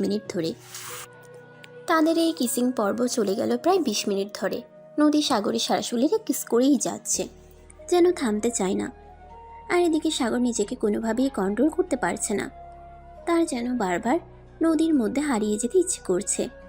অপরদিকে নদীও কম যায় কি, সে আজ যেভাবেই হোক সাগরের সঙ্গে শারীরিক সম্পর্ক করবে এটাই ভেবেছে।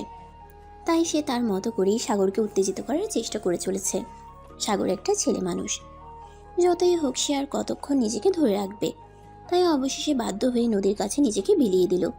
আর তারপর দুজনে দুজনের ভালোবাসায় দুজনকে পরিপূর্ণ করে তুলল। প্রায় 40 মিনিট পর তাদের মনস্কামনা পূর্ণ করে দুজন দুজনকে জড়িয়ে ধরে ঘুমিয়ে পড়ল। পরের দিন সকালবেলা নদী সাগরকে ডাকতে থাকলো। এই সাগর, ঘুম থেকে ওঠো, সকাল হয়ে গেছে, গোসল করে ফজরের নামাজ পড়বে। আমি এত সকালে ঘুম থেকে উঠতে পারি না, আপনি আমায় বিরক্ত করবেন না, যান এখান থেকে। এই কি আপনি আপনি করে কথা বলছো? আমি তোমার বিয়ে করা বউ, আমাকে তুমি নাম ধরে ডাকবে? প্লিজ আপনি যান তো এখান থেকে, আমাকে বিরক্ত করবেন না, আমি ঘুমাচ্ছি। আমার ঘুমের সময় কেউ বিরক্ত করলে আমার প্রচণ্ড মেজাজ খারাপ হয়। তাই নাকি? কিন্তু দুঃখের সঙ্গে জানাতে হচ্ছে যে তোমার যতই মেজাজ খারাপ হোক না কেন, তুমি সেটা আমাকে দেখাতে পারবে না। কারণ আমি তোমার বিয়ে করা বউ, বউকে শুধু ভালোবাসতে হয়, মেজাজ দেখাতে হয় না। আপনি এখান থেকে যাবেন নাকি যাবেন না, আমি সেটাই আপনাকে জিজ্ঞাসা করছি। যদি চলে যাওয়ারই হতো তাহলে তো কবেই তোমাকে ছেড়ে চলে যেতাম, এখনো তোমার পেছনে পড়ে আছি কেন? আর তোমাকে বিয়ে করে তোমার বউ হয়ে এই বাড়িতেই বা কেন আসলাম? এই বলে নদী সাগরের শরীরের উপর থেকে কম্বল ছিনিয়ে নিল আর তারপর সাগরকে জোর করে ধরে ওয়াশরুমে নিয়ে গেল। এটা কি হলো? আপনি আমার সঙ্গে ওয়াশরুমে ঢুকেছেন কেন? আপনি তো বলেছেন ফ্রেশ হয়ে আসতে। আপনি বের হন, আমি ফ্রেশ হয়ে আসছি। না, আজকে দুজনে একসঙ্গেই ফ্রেশ হব। আমি তো তোমার বিয়ে করা বউ, আমার কাছে তো তোমার কোনো লজ্জা নেই। তাহলে আমার সঙ্গে ফ্রেশ হতে সমস্যা কোথায়? এই কথা বলে নদী ঝর্ণাটা ছেড়ে দিল আর তারপর সাগরকে নিয়ে সেখানে ভিজতে থাকলো। তারপর গোসল শেষ করে কাপড় চেঞ্জ করে রুমে চলে আসলো। এই কথা বলে নদীর ঝর্ণাটা ছেড়ে দিল আর তারপর সাগরকে নিয়ে সেখানে ভিজতে থাকলো। তারপর গোসল শেষ করে কাপড় চেঞ্জ করে রুমে চলে আসলো। সাগর রুমে এসে আবারও বিছানায় গিয়ে কম্বলটা নিয়ে শুয়ে পড়ল। তখনই নদী তাকে একটা টান দিয়ে বিছানা থেকে ফেলে দিল। তুমি আবার কেন বিছানায় গিয়েছো? তোমাকে না বললাম তুমি আমার সঙ্গে ফজরের নামাজ পড়বে? আমি তো নামাজ পড়তে পারি না, ইভেন আমি কখনো নামাজ পড়িও না। আমি তো আপনাকে বললাম আমি কখনো সকালবেলা ঘুম থেকে উঠি না, আর সেখানে নামাজ তো অনেক দূরের কথা। সেই কথা তো আর এখন বললে হবে না। এখন তোমার বিয়ে হয়ে গেছে আর আমি তোমার বউ, আমি তোমার সঙ্গে থাকবো, আমি নামাজ পড়বো, আর তুমি নামাজ পড়বে না, এটা কি হয় নাকি? এই বলে নদী আলমারি থেকে দুটো জায়নামাজ বের করলো আর সাগরকে নিয়ে নামাজে দাঁড়িয়ে পড়লো। নামাজ শেষ করে নদী সাগরকে বলল, চলো আমাকে নিয়ে হাঁটতে যাবে। আমি প্রতিদিন সকালবেলা হাঁটতে বের হই, এটা আমার ছোটবেলাকার অভ্যাস। আপনি আমার সঙ্গে কি শুরু করেছেন বলেন তো? সকালবেলা ঘুম থেকে উঠালেন, তারপর গোসল করালেন, তারপর নামাজ পড়ালেন, এখন আবার বলছেন আপনাকে নিয়ে বাইরে যেতে হবে। আপনার কি মাথা খারাপ হয়ে গেছে নাকি? আমার মাথা কেন খারাপ হতে যাবে? আমার মাথা একদম ঠিক আছে, আমার মাথায় কোনো সমস্যা হয়নি। আমি তো তোমাকে বলছি শুধু আমাকে নিয়ে একটু হাঁটতে যেতে, এতে সমস্যা কোথায়? আমি আপনার সঙ্গে যেতে পারবো না, আপনার যা ইচ্ছে আপনি তাই করুন, আমি আপনার আর কোনো কথা শুনছি না, বুঝতে পেরেছেন? তাহলে শ্বশুর আব্বুকে গিয়ে বলে দেই তুমি আমার সঙ্গে খারাপ আচরণ করছো। এই বলে নদী রুম থেকে বের হয়ে সাগরের আব্বুর রুমের দিকে যাচ্ছিল। তখনই সাগর নদীকে টেনে নিয়ে রুমে চলে আসলো আর বলতে লাগলো, আরে আপনি এরকম কেন? সব কিছুতেই আব্বুকে বলতে হবে কেন? চলুন আমি আপনাকে নিয়ে যাচ্ছি, কিন্তু দয়া করে আব্বুকে কিছু বলতে যাবেন না। আব্বুকে কিছু বললেই আব্বু আমাকে আরও 1000টা কথা শোনাবে, আমি সেই কথাগুলো সহ্য করতে পারবো না। সেটা তো আগেই বোঝা উচিত ছিল। আমার সঙ্গে এভাবে তর্ক করা, আমার কথা না শোনা একদমই উচিত হচ্ছে না, তাই না? অতঃপর সাগর আর কোনো কথা না বলে নদীকে নিয়ে বাইরে হাঁটতে বের হয়ে গেল। হাঁটাহাঁটি করে সকাল 8টার দিকে বাসায় আসলো নদী আর সাগর। দুজনে বাসায় ঢুকেই দেখতে পেল সাগরের আম্মু রান্নাঘরে নাস্তা বানাচ্ছে। তখন নদী সাগরকে বলল, যাও রুমে গিয়ে পড়তে বসো, আমি আম্মুকে রান্নার কাজে হেল্প করি, রান্না শেষ হলে তোমাকে ডেকে নেব। সাগর তখন কোনো কথা না বলে চুপচাপ নিজের রুমে চলে গেল। আর একদিকে নদী কিচেনে শাশুড়িকে রান্নার কাজে সাহায্য করতে চলে আসলো। আম্মু কি করছেন বলুন, আমি আপনাকে করে দিচ্ছি। আরে বৌমা, তুমি আবার এত সকালবেলা রান্নাঘরে আসতে গেলে কেন? আমি তো রান্নাটা সেরে নিতে পারতাম, তুমি বিয়ে হয়ে আসা নতুন বউ, এখন তোমার রান্নাঘরে আসার সময় হয় নাই। যাও রুমে যাও আর নিজের স্বামীকে সময় দাও। না আম্মু, আমি অনেকক্ষণ আগেই ঘুম থেকে উঠেছি, নামাজ পড়ে তারপর আপনার ছেলেকে নিয়ে একটু হাঁটতে বের হয়েছিলাম, এই মাত্র আসলাম। ও আচ্ছা, এই ব্যাপার। যাই হোক, কোনো সমস্যা নেই, আমি করে নিতে পারবো, তুমি রুমে যাও। কিন্তু নদী তার শাশুড়ি আম্মুর কথা শুনল না। সে রান্নাঘরে তার শাশুড়ি আম্মুকে রান্নার কাজে সহযোগিতা করলো আর রান্না শেষে সবাইকে নিয়ে একসঙ্গে নাস্তা শেষ করলো। এরপর চলে গেল দীর্ঘ 5 বছর। সাগর পড়াশোনা শেষ করে তার বাবার কোম্পানিতে জয়েন করেছে। তার বাবা এখন আর অফিসে আসে না, সব কিছু সাগরকেই দেখাশোনা করতে হয়। তাছাড়া ইতিমধ্যে তাদের ঘর আলো করে একটা ফুটফুটে কন্যা সন্তান এসেছে।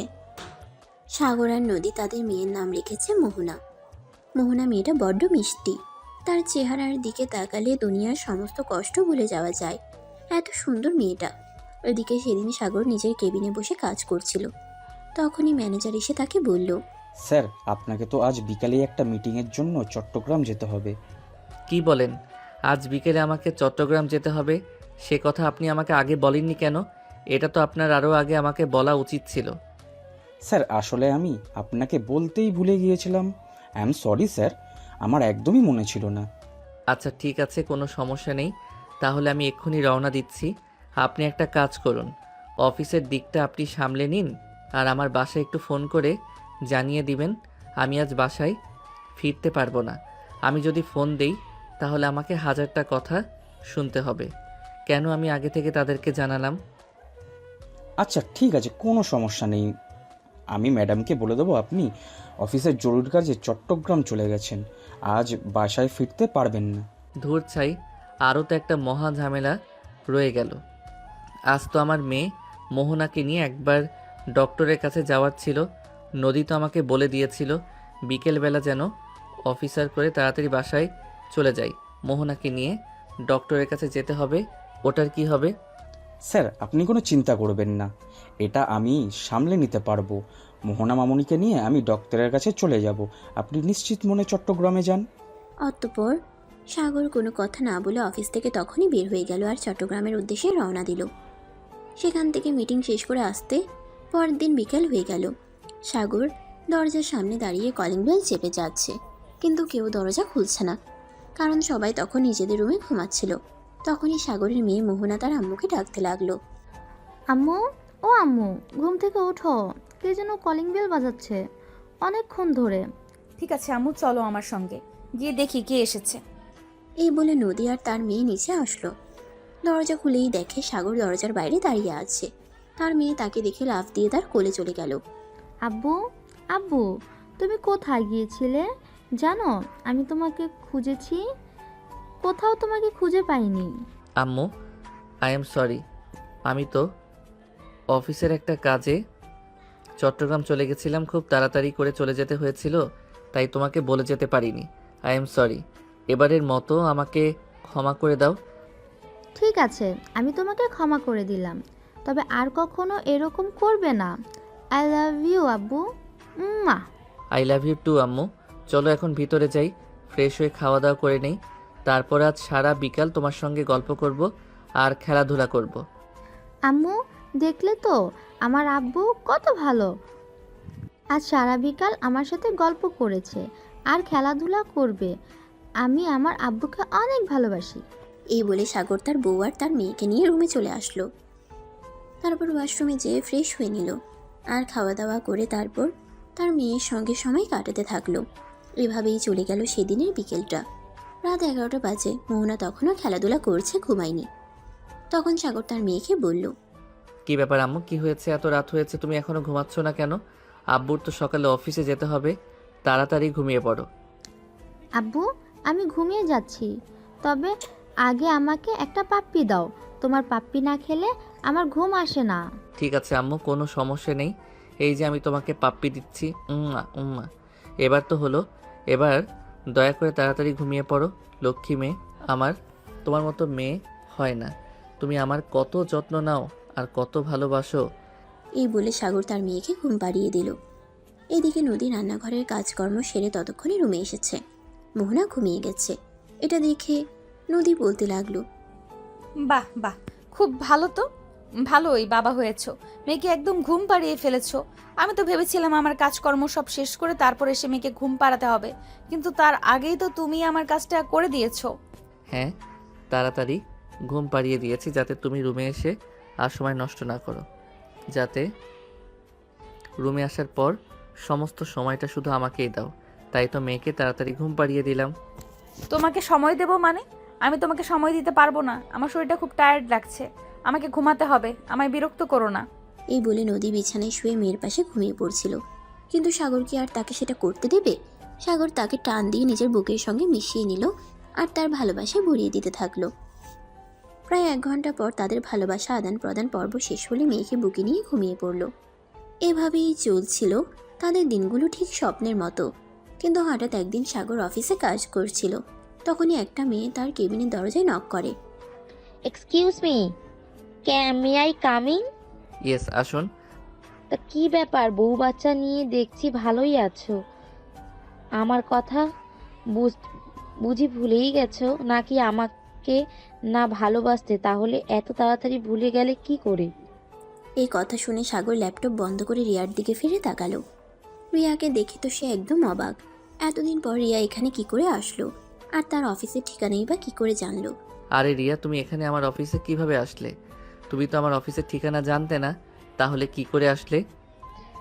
তুমি এই শহরের নাম করা একজন বিজনেসম্যান, তোমার অফিসের ঠিকানা না জেনে কোনো উপায় আছে নাকি? আমি তো সেদিন পত্রিকায় দেখলাম ঢাকার টপ বিজনেসম্যানদের মধ্যে তুমি একজন, তাই তোমার অফিসটাই খুঁজে পেতে আমার খুব একটা সমস্যা হলো না। যাই হোক, তুমি আমার অফিসের ঠিকানা খুঁজে পেয়েছো, বেশ ভালো কথা, কিন্তু এখানে কেন এসেছো আমি তো সেটাই বুঝতে পারছি না। আমার অফিসে এতদিন পর হঠাৎ তোমার কি দরকার থাকতে পারে? মিস্টার সাগর, তুমি হয়তো ভুলে গেছো, একটা সময় তোমার সঙ্গে আমার খুব ভালো একটা সম্পর্ক ছিল এবং খুব গভীর একটা সম্পর্ক ছিল। তুমি আমাকে বিয়ে করবে বলে কথা দিয়েছিলে, কিন্তু দুর্ভাগ্যবশত সেটা হয়ে ওঠেনি। তাই আমি আজ তোমার সঙ্গে কথা বলতে এসেছি। চলো আমার সব কিছু মিটিয়ে নেই, আবার আমরা আমাদের সম্পর্কটা কন্টিনিউ করি। রিয়া, তুমি হয়তো ভুলে গেছো আমি অনেক দিন আগেই বিয়ে করেছি। আমি এখন আমার বউকে অনেক বেশি ভালোবাসি। তাছাড়া আমার একটা মেয়ে আছে। এত কিছুর পর তুমি ভাবলে কি করে তুমি ফিরে আসলে আমি তোমাকে বিয়ে করব? যখন আমি সমস্যায় ছিলাম তখন তো আমি তোমার কাছ থেকে কোনো সহযোগিতা পাইনি। এখন কি আমার কাছ থেকে এটা আশা করা বোকামি হচ্ছে না?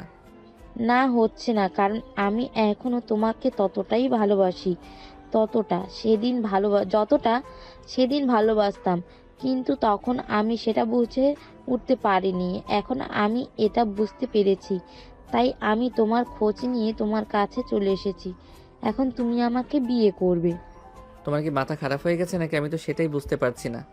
এখন আমার বউ আছে, বাচ্চা আছে, এখন আমি তোমাকে কেন বিয়ে করতে যাব? তুমি প্লিজ এখান থেকে চলে যাও। তুমি বললেও তো আমি চলে যেতে পারবো না, কারণ তোমার নতুন ম্যানেজার হিসেবে চাকরিটা আমি নিয়েছি। আরে এসব তুমি কি বলছো? আমার ম্যানেজার চাকরি ছেড়ে দিয়েছে, নতুন ম্যানেজার নিয়োগ করা হচ্ছে সেটা জানতাম, কিন্তু সেখানে যে তুমি আসছো সেটা তো জানতাম না। হ্যাঁ, আমাদের বাসায় একটু সমস্যা হয়েছে, তাই আমরা ব্যবসা ছেড়ে দিয়েছি। কিন্তু এই মুহূর্তে আমি একটু আর্থিক সমস্যার মধ্যে পড়ে গেছি, তাই তো তোমার অফিসে আমাকে চাকরিটা নিতে হলো। যাই হোক, ব্যাপার না, আমি আসলে আমার পরিচয়ে গোপন রেখেই তোমার অফিসে চাকরি নিতে চেয়েছিলাম, আর তারপর তোমার সামনাসামনি এসে তোমাকে সারপ্রাইজ দিতে চেয়েছিলাম, এইটুকু করা। কিন্তু এখন তো আমি তোমার ব্যাপারে জেনে গেছি, তাই মনে হয় তোমার এই অফিসে চাকরি করাটা হবে না। তার জন্য আমি খুবই দুঃখিত। প্লিজ তুমি অন্য কোথাও চাকরি খুঁজে নাও। কিন্তু খুবই দুঃখের সহিত জানাতে হচ্ছে, তুমি হয়তো এটা ভুলে গেছো, এগ্রিমেন্টের ব্যাপারে এটা লেখা ছিল যে আমাকে যদি আমার কোনো দোষ ছাড়াই এই কোম্পানি থেকে বহিষ্কার করা হয়, তাহলে আমাকে পুরো 1 বছরের মাইনে অ্যাডভান্স করতে হবে।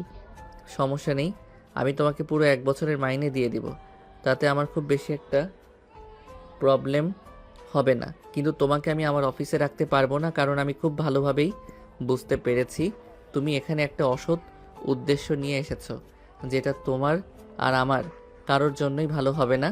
তাই আমি তোমাকে 1 বছরের বেতনই দিয়ে দিচ্ছি, কিন্তু তোমাকে আমি আমার কোম্পানিতে রাখতে পারলাম না। প্লিজ পারলে আমায় ক্ষমা করে দিও। আরে সাগর, এটা তুমি কি করছো? আমি তোমার অফিসে আজকে প্রথম আসলাম, আর আজকেই তুমি আমাকে 1 বছরের বেতন অ্যাডভান্স করে দিয়ে অফিস থেকে বের করে দিচ্ছ? প্লিজ তুমি এটা করো না। আমি তোমায় ভালোবাসি, তুমি আমায় ভালো নাই বাসতে পারো, কিন্তু আমি তোমার পাশাপাশি থাকতে চাই। অন্তত তোমাকে 2 চোখ ভরে দেখার সুযোগটা হারাতে চাই না। কিন্তু আমি আপনাকে সেই সুযোগটা দিতে পারলাম না। আমি একটা বিবাহিতা পুরুষ, আমার বউ আছে, বাচ্চা আছে। তারপরেও যদি আমি আপনাকে এই সুযোগটা দেই তাহলে আমার বউয়ের প্রতি অবিচার করা হবে, আর আমি সেটা করতে চাই না। সো প্লিজ তুমি আমাকে ক্ষমা করতে পারো, আর এখন তুমি আসতে পারো। আমি আমার অফিসের জন্য অন্য একজন ম্যানেজার নিয়োগ করে নেব। অতঃপর সাগর রিয়ার সঙ্গে আর কোনো কথা না বলে রিয়াকে নিজের কেবিন থেকে বের হয়ে যেতে বলল। রিয়া কোনো উপায়ান্তর না পেয়ে সেখান থেকে বের হয়ে চলে গেল। সেদিন বিকেলবেলা সাগর যখন অফিসে করে বাসায় আসলো, তখনই নদী রান্নাঘরের কাজ থেকে সোজা রুমে চলে আসলো, আর দরজাটা বন্ধ করে দিয়ে সাগরের সামনে গিয়ে দাঁড়ালো আর বলতে লাগলো, কি ব্যাপার? তোমার পুরনো প্রেমিকা রিয়া নাকি আজ তোমার অফিসে এসেছিল? কিসের জন্য? ওরে বাবা রে বাবা, এত খবর তুমি কোথা থেকে পাও? আমি তো নিজেই জানতাম না যে রিয়া আমার অফিসে চাকরি নিয়েছে। অ্যাক্সিডেন্টলি সে আমার কেবিন পর্যন্ত পৌঁছে যায়, কিন্তু আমি তাকে 1 বছরের বেতন দিয়ে অফিস থেকে বের করে দিয়েছি। তবে এই কথা তোমার কান পর্যন্ত পৌঁছালো কি করে? আমি সেটা তোমাকে দিতে আসিনি, আমি শুধু তোমাকে এটা বলতে এসেছি, রিয়া তোমার অফিসে চাকরি পেলো কি করে? আমি যতদূর জানি তোমার অফিসের সমস্ত লোক তুমি নিয়োগ করো, তাহলে জেনে শুনে তুমি কেন রিয়াকে তোমার অফিসে চাকরি দিতে গেলে? তুমি তো জানোই কয়দিন ধরে অফিসের কাজে আমি খুবই ব্যস্ত আছি, তাই এই ব্যাপারটা আমি খেয়াল করিনি। আমার অজান্তেই এটা হয়ে গেছে। আমি তো রিয়াকে আমার অফিসে থেকে বের করে দিয়েছি, তাহলে এখন আবার এটা নিয়ে ঝামেলা করার কি আছে? আমি চাই না তুমি অন্য কোনো মায়ার টানে পিছুটান হও। আমি তোমায় ভালোবাসি, আর কতটা কষ্ট করে আমার করে নিয়েছি সেটা শুধুমাত্র আমিই জানি, তাই আমি তোমাকে হারাতে চাই না। আরে এসব ফালতু চিন্তা ভাবনা তোমার মাথায় কোথা থেকে আসে সেটা তো আমায় বলো। আমি কি কখনো তোমায় বলেছি আমি তোমায় ছেড়ে চলে যাব, তোমায় ভালোবাসি না, তোমার সঙ্গে থাকতে পারবো না? কখনো তো তোমায় বলিনি।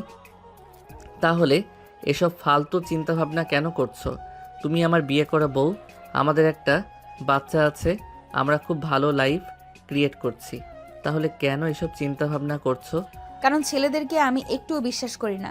ছেলেরা বরাবরই এরকম, ঘরে সুন্দরী বউ রেখে বাইরে পরকীয়া করে বেড়ায়।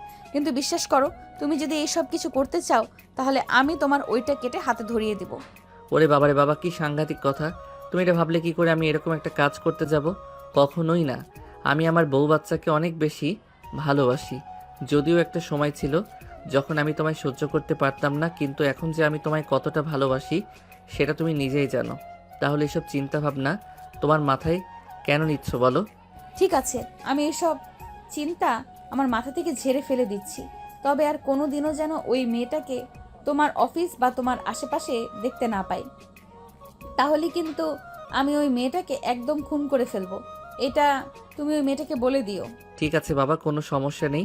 রিয়াকে তুমি আর কোনোদিন আমার আশেপাশেও দেখতে পাবে না। এবার তো তুমি খুশি? নদী তখন সাগরকে জড়িয়ে ধরে একদম কান্না করে দিল, আর কান্না করতে করতে বলতে লাগলো, তোমাকে আমি কতটা ভালোবাসি সেটা আমি ছাড়া আর কেউ জানে না, তাই আমি তোমাকে হারাতে চাই না। Love you so much. I love you too পাগলি। আমিও তোমায় অনেক বেশি ভালোবাসি। তোমাকে আমি কখনোই হারাতে দেব না। অনেক যত্ন করে ভালোবাসায় বেঁধে রাখবো তোমায়। তুমি এসব চিন্তা করো না। তুমি আমার 10টা না 5টা না, একটা মাত্র লক্ষ্মীমন্তর বউ। তোমাকে আমি কখনো কষ্ট দিতে পারি? আমি তোমায় কখনোই কোনো কষ্ট দিব না। তুই সবসময় আমার মনের মণিকোঠায় আমার রানী হয়ে থাকবে। এই বলে সাগর নদীকে জড়িয়ে ধরে নদীর কপালে আলতো করে একটা ভালোবাসার পরশ এঁকে দেয়। আর তখনই তাদের মেয়ে মোহনা সেখানে এসে উপস্থিত হয় আর চিৎকার করে বলতে থাকে, আমি দেখে ফেলেছি আব্বু আম্মুকে জড়িয়ে ধরে চুমু দিয়েছে, আব্বু আম্মুকে জড়িয়ে ধরে কিস করেছে, আমি সবাইকে বলে দেব। সাগর তখনই নদীকে ছেড়ে দিয়ে দৌড়ে গিয়ে মোহনাকে কোলে তুলে নেয় আর বলতে থাকে, আরে মামনি, এসব কথা বলতে হয় না। তুমি আমার সঙ্গে চলো, আজ তোমাকে আমি অনেকগুলো চকলেট কিনে দেব। আর তোমার পছন্দের অনেকগুলো খেলনা কিনে দেব। তো ঠিক আছে, তাহলে আগে আমার 2 গালে 2টা পাপ্পি দাও, তাহলে আমি তোমার কথা মেনে নেব। ওরে পাকনা বুড়ি আমার, ঠিক আছে এই নাও, উম্মা উম্মা। এই বলে সাগর তার মেয়ের 2 গালে 2টা পাপ্পি দিয়ে মেয়েকে নিয়ে বাইরে চলে গেল। আর তারপর তার মেয়ের পছন্দ মতো অনেকগুলো খেলনা আর চকলেট কিনে দিল।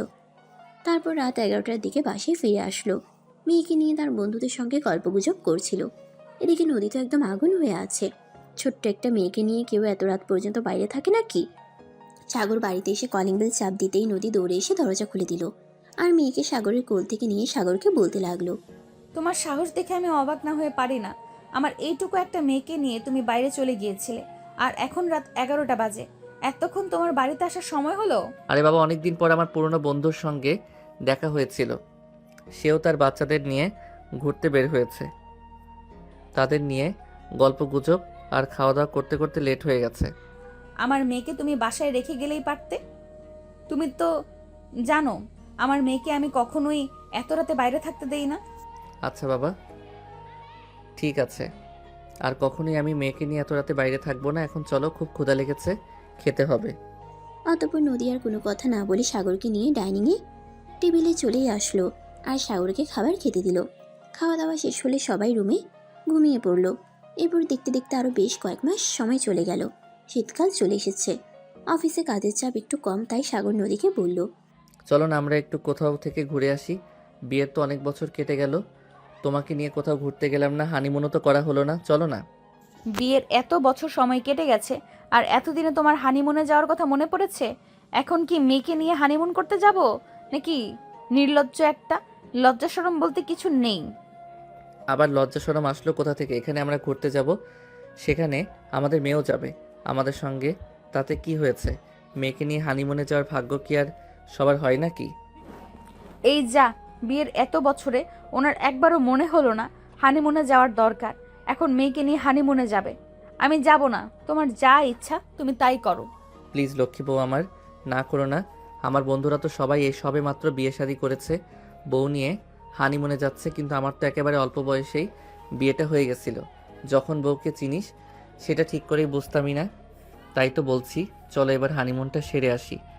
তখনই তাদের মেয়ে মোহনাই এসে সেখানে উপস্থিত হলো আর তার আব্বুকে বলতে লাগলো, আব্বু, হানিমুন কি? আমিও হানিমুনে যাব, প্লিজ আমাকে হানিমুনে নিয়ে যাও। মোহনার কথা শুনে সাগর আর নদী দুজনেই লজ্জায় পড়ে গেল। এখন থেকে কি বলবে কিছুই বুঝতে পারছে না।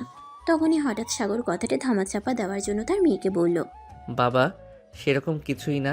আমি তোমার আম্মুকে এটাই বলছিলাম যে তুমি, আমি আর তোমার আম্মু আমরা দূরে কোথাও ঘুরতে যাব, এই ধরো জাফলং কিংবা কক্সবাজার। ও তাই বুঝি?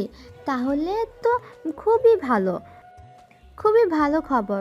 তুমি এইখানে বসো থাকো, আমি এক্ষুনি দিদুকে খবরটা দিয়ে আসছি। দুজনকে বলে দেই আমরা হানিমুনে যাব। কথাটা বলে মোহনা আর এক মুহূর্ত দেরি না করে সেখান থেকে বের হয়ে সোজা তার দাদুর রুমে চলে গেল। আর এদিকে নদী সাগরকে মেজাজ দেখাতে থাকলো, এবার তো হলো তোমার। তোমার মেয়ে এখন তার দিদুনকে বলতে গেছে যে তারা হানিমুনে যাবে।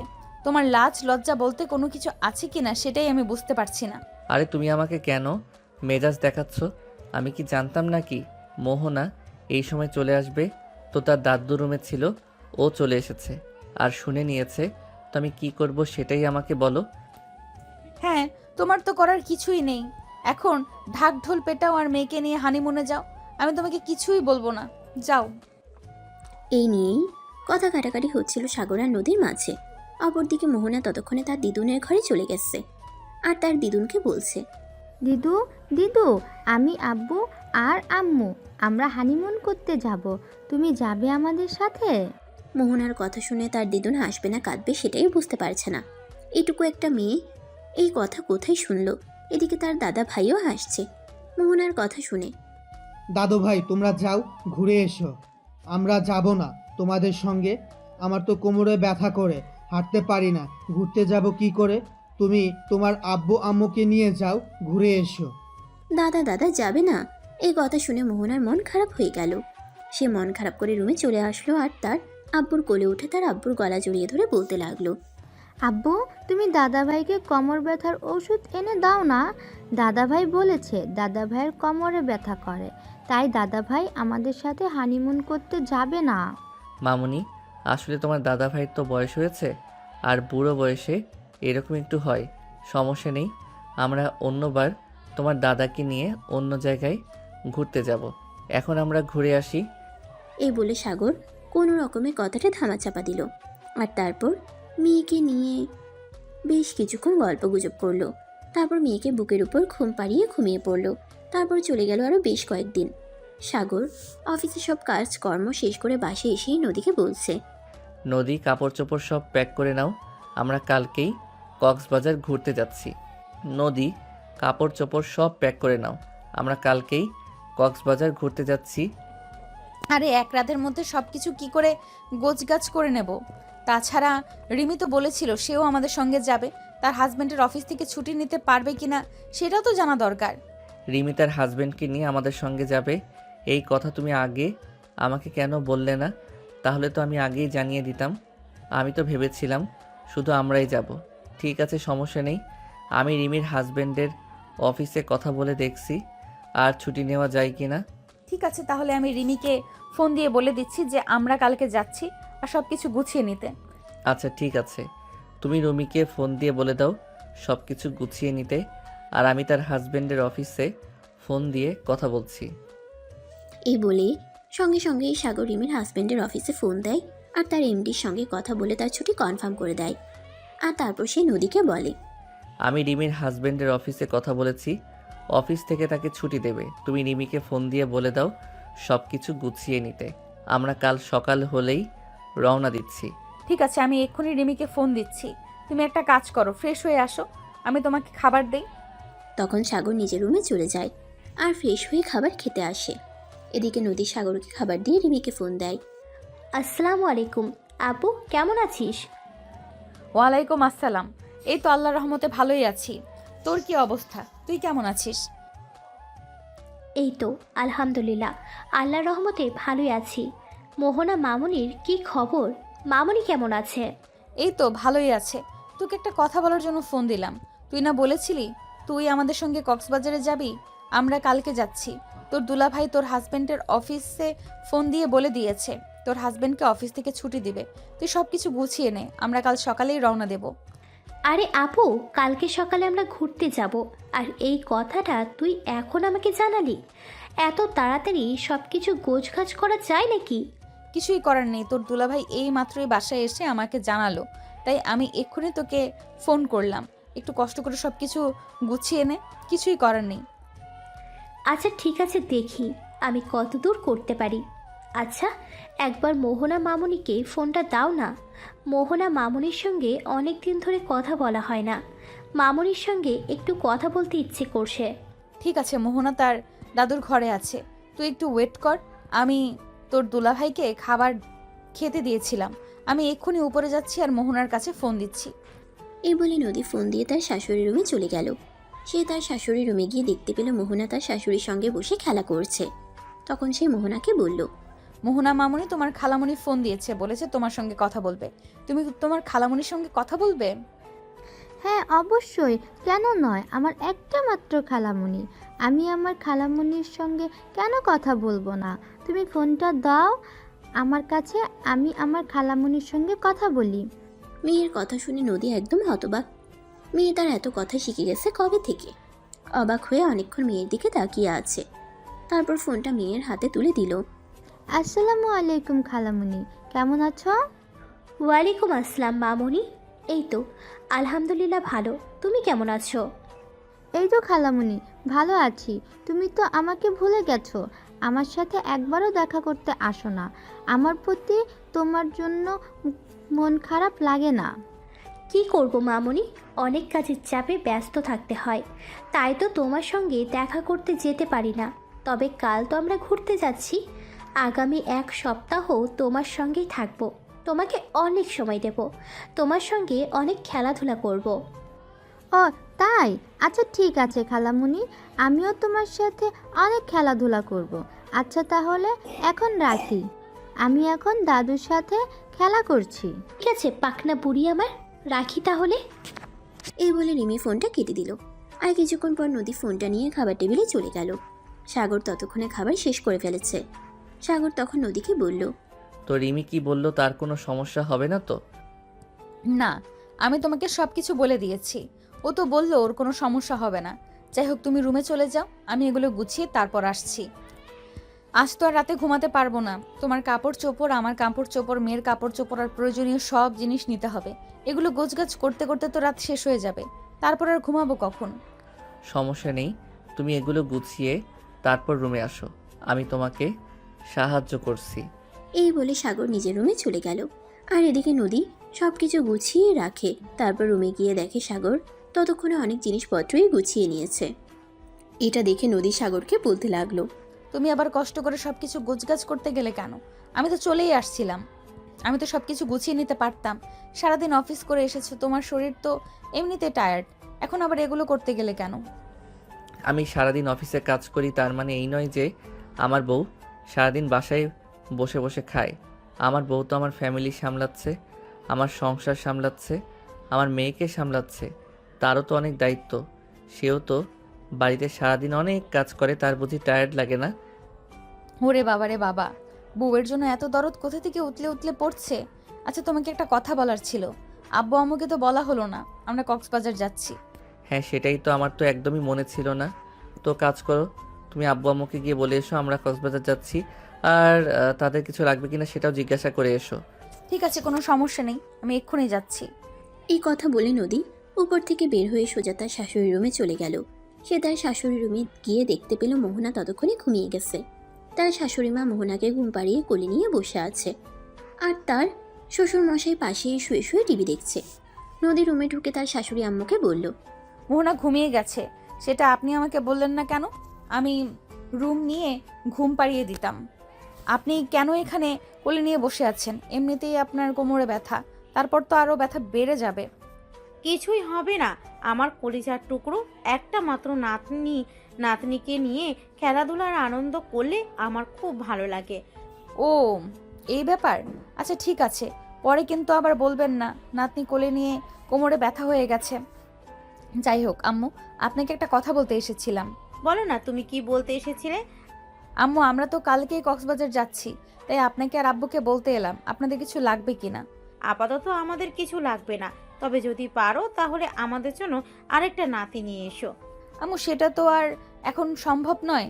মোহনা এখনো অনেক ছোট, সে আগে বড় হোক, তারপর আপনাদের আরেকটা নাতি এনে দেব। আর হ্যাঁ, আর রান্না বান্না যা লাগবে সব আমি সকালে করে দিয়ে যাব, ফ্রিজে রেখে সময় মতো শুধু গরম করে নেবেন। আরে না, সেটা করার কোনো দরকার নেই। তোমার শ্বশুর ফ্রিজের খাবার খেতে পারে না।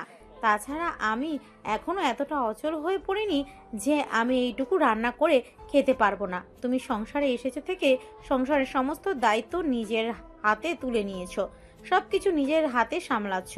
এখন তুমি ঘুরতে যাচ্ছ, আর সেখানে আমাদের জন্য রান্না বান্না করে যেতে হবে কেন? আমি রান্না করে নিতে পারবো। আম্মু, আপনাদের রেখে আমরা ঘুরতে যাচ্ছি, এতেই তো আমার খুব খারাপ লাগছে। তার উপর আবার আপনি রান্না করে খাবেন, ওটা হবে না। কয়েকদিন বাসি খাবার খেলে কোনো সমস্যা নেই, আমি সব রান্না করে রেখে যাব। আরে বৌমা, তোমার শাশুড়ি আম্মু তো বলেছে কোনো সমস্যা হবে না। তোমার শাশুড়ি আম্মু আমাদের দুজনের জন্য খাবার রান্না করে নিতে পারবে, আর যদি রান্না নাই করতে পারে হোটেল থেকে কিছু কিনে এনে খেয়ে নিব। তাই বলে কাল তুমি ঘুরতে যাবে, এত সকালবেলা উঠে আমাদের জন্য রান্না করতে হবে না।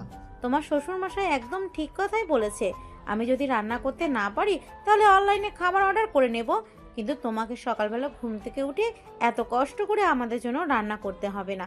তুমি আমার লক্ষ্মী বৌমা, এমনিতেই তুমি আমাদের অনেক খেয়াল রাখো। তোমার মতো বৌমা পাওয়া ভাগ্যের ব্যাপার। সত্যি কপাল করে তোমার মতো বৌমা পেয়েছি। আমিও কপাল করে আপনাদের মতো শ্বশুর শাশুড়ি পেয়েছি, তা না হলে কি আর আপনাদের মতো এত ভালো শ্বশুর শাশুড়ি পেতাম নাকি? যাই হোক আম্মু, আসছি তাহলে। এই কথা বলে নদী তার শাশুড়ি আম্মুর কোল থেকে মোহনাকে কোলে তুলে নিল, আর তারপর নিজের রুমে চলে আসলো। মোহনাকে বিছানায় ঘুম পাড়িয়ে দিল, আর তারপর প্রয়োজনীয় জিনিসপত্র যা কিছু বাকি ছিল সেগুলো গুছিয়ে নিল। এভাবে দেখতে দেখতে এই রাত 2টা বেজে গেল। চলো এবার একটু ঘুমিয়ে পড়া যাক, তা না হলে তো কাল সারাদিন জার্নি করে যেতে হবে। তোমার শরীর খুব টায়ার্ড হয়ে পড়বে, তাছাড়া আজ বাড়িতেও অনেক কাজ করেছো। আমার শরীর টায়ার্ড হয়ে পড়বে এটা নিয়ে তোমার চিন্তা হচ্ছে, তোমার শরীর যে টায়ার্ড হবে সেটা নিয়ে তোমার একটুও চিন্তা হচ্ছে না? তুমি তো সারাদিন অফিস করে এসেছো। তোমার উচিত ছিল খাওয়া দাওয়া করে তারপর রুমে এসে ঘুমিয়ে পড়া। সেখানে তুমি সব কাজ করেছো। এখন রাত 2টা বাজে, এখনও আমাকে আদেশ দিয়ে যাচ্ছ। যাও, তুমি আগে ঘুমাও। একা একা কি আমার ঘুম আসবে?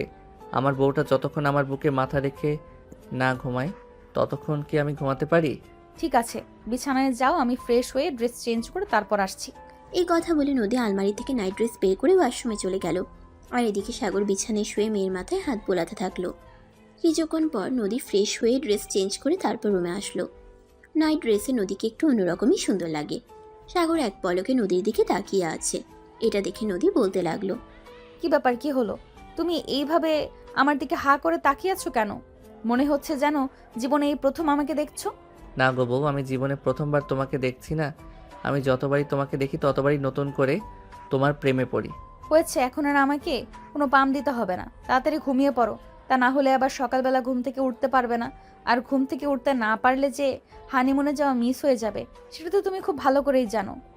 ঘুম থেকে উঠতে একটু দেরি হবে না? আমার বউ তো আছে, সকালবেলা আমাকে ঘুম থেকে ডেকে তুলে দেবে। এখন বউটা যতক্ষণ আমার বুকে না আসবে ততক্ষণ তো আর আমার ঘুম ধরবে না। নদী তখন আর কোনো কথা না বলে চুপচাপ বিছানায় চলে আসলো আর সাগরের বুকে মাথা রেখে শুয়ে পড়ল। নদী ঘুমিয়ে যেতে চাইছিল, কিন্তু সাগরের মনে চলছিল দুষ্টু বুদ্ধি। সে নদীকে শক্ত করে নিজের সঙ্গে জড়িয়ে ধরল আর নদীর সারা শরীরে ভালোবাসার আলিঙ্গন করতে থাকলো। নদী ঘুম ঘুম চোখে সাগরকে বলল, এই কি হলো, তুমি এরকম করছো কেন? আমার ঘুম পাচ্ছে, আমাকে ঘুমাতে দাও। আরে এরকম করছো কেন? তোমাকে আদর না করতে পারলে তো আমার ঘুম আসে না, সেটা তুমি খুব ভালো করেই জানো। আরে বাবা, এখন যদি আদর করতে যাও তাহলে তো ঘুমাতে দেরি হয়ে যাবে। সকালবেলা ঘুম থেকে উঠতে পারবে না। এখন আদর করতে হবে না, চুপচাপ ঘুমিয়ে পড়ো। কিন্তু কে শুনে কার কথা? সাগর নদীকে নিজের আরো কাছে টেনে নিল আর নিজেকে নদীর মধ্যে মিশিয়ে দিতে থাকলো। নদীও কিছুক্ষণ পর সাগরের সঙ্গে রেসপন্স করতে থাকলো আর দুজন দুজনের মধ্যে হারিয়ে যেতে থাকলো। এভাবে প্রায় 40 মিনিট পর সাগর নদীকে ছেড়ে দিয়ে নদীকে জড়িয়ে ধরে ঘুমিয়ে পড়ল। সকালবেলা ফজরের আজানের শব্দে নদীর ঘুম ভেঙে গেল। নদী সাগরকে ডাকতে লাগলো, এই ঘুম থেকে ওঠো, ফজরের আজান দিয়েছে, গোসল করে আসো, নামাজ পড়বা। সাগর ঘুম থেকে উঠে ওয়াশরুমে চলে গেল। তারপর দুজনে একসঙ্গে ফ্রেশ হয়ে এসে নামাজ পড়ে নিল। জায়নামাজে বসে নদী নামাজ পড়ে মোনাজাত করছে। আল্লাহ, সত্যিই আজ আমার জীবনটা পরিপূর্ণ। আমি আমার ভালোবাসার মানুষটাকে সত্যিই আমার প্রতি মোহিত করতে পেরেছি। আল্লাহ, তোমার কাছে আজ আমার আর কিছুই চাওয়ার নেই, শুধু এইটুকু চাওয়া, আমার ভালোবাসার মানুষকে যেন সারা জীবন এইভাবেই আমাকে ভালোবাসে আর নিজের ভালোবাসায় আগলে রাখে। আমিন। এই বলে নদী মোনাজাত শেষ করে নামাজ থেকে উঠল। তখনই সাগর নামাজ শেষ করে জায়নামাজটা রেখে নদীকে জড়িয়ে ধরে বলতে লাগলো, তুমি আমায় এত ভালো কেন বাসো বলো তো? আমি আমার 10টা না 5টা না একটা মাত্র জামাই, তোমাকে ভালোবাসবো না তো কাকে ভালোবাসবো? তাই বলে তুমি আমাকে এত ভালোবাসবে? তুমি ভালোবাসার মানুষ, তাহলে তোমাকেই তো ভালোবাসবো। আর কাউকে কেন ভালোবাসতে যাব?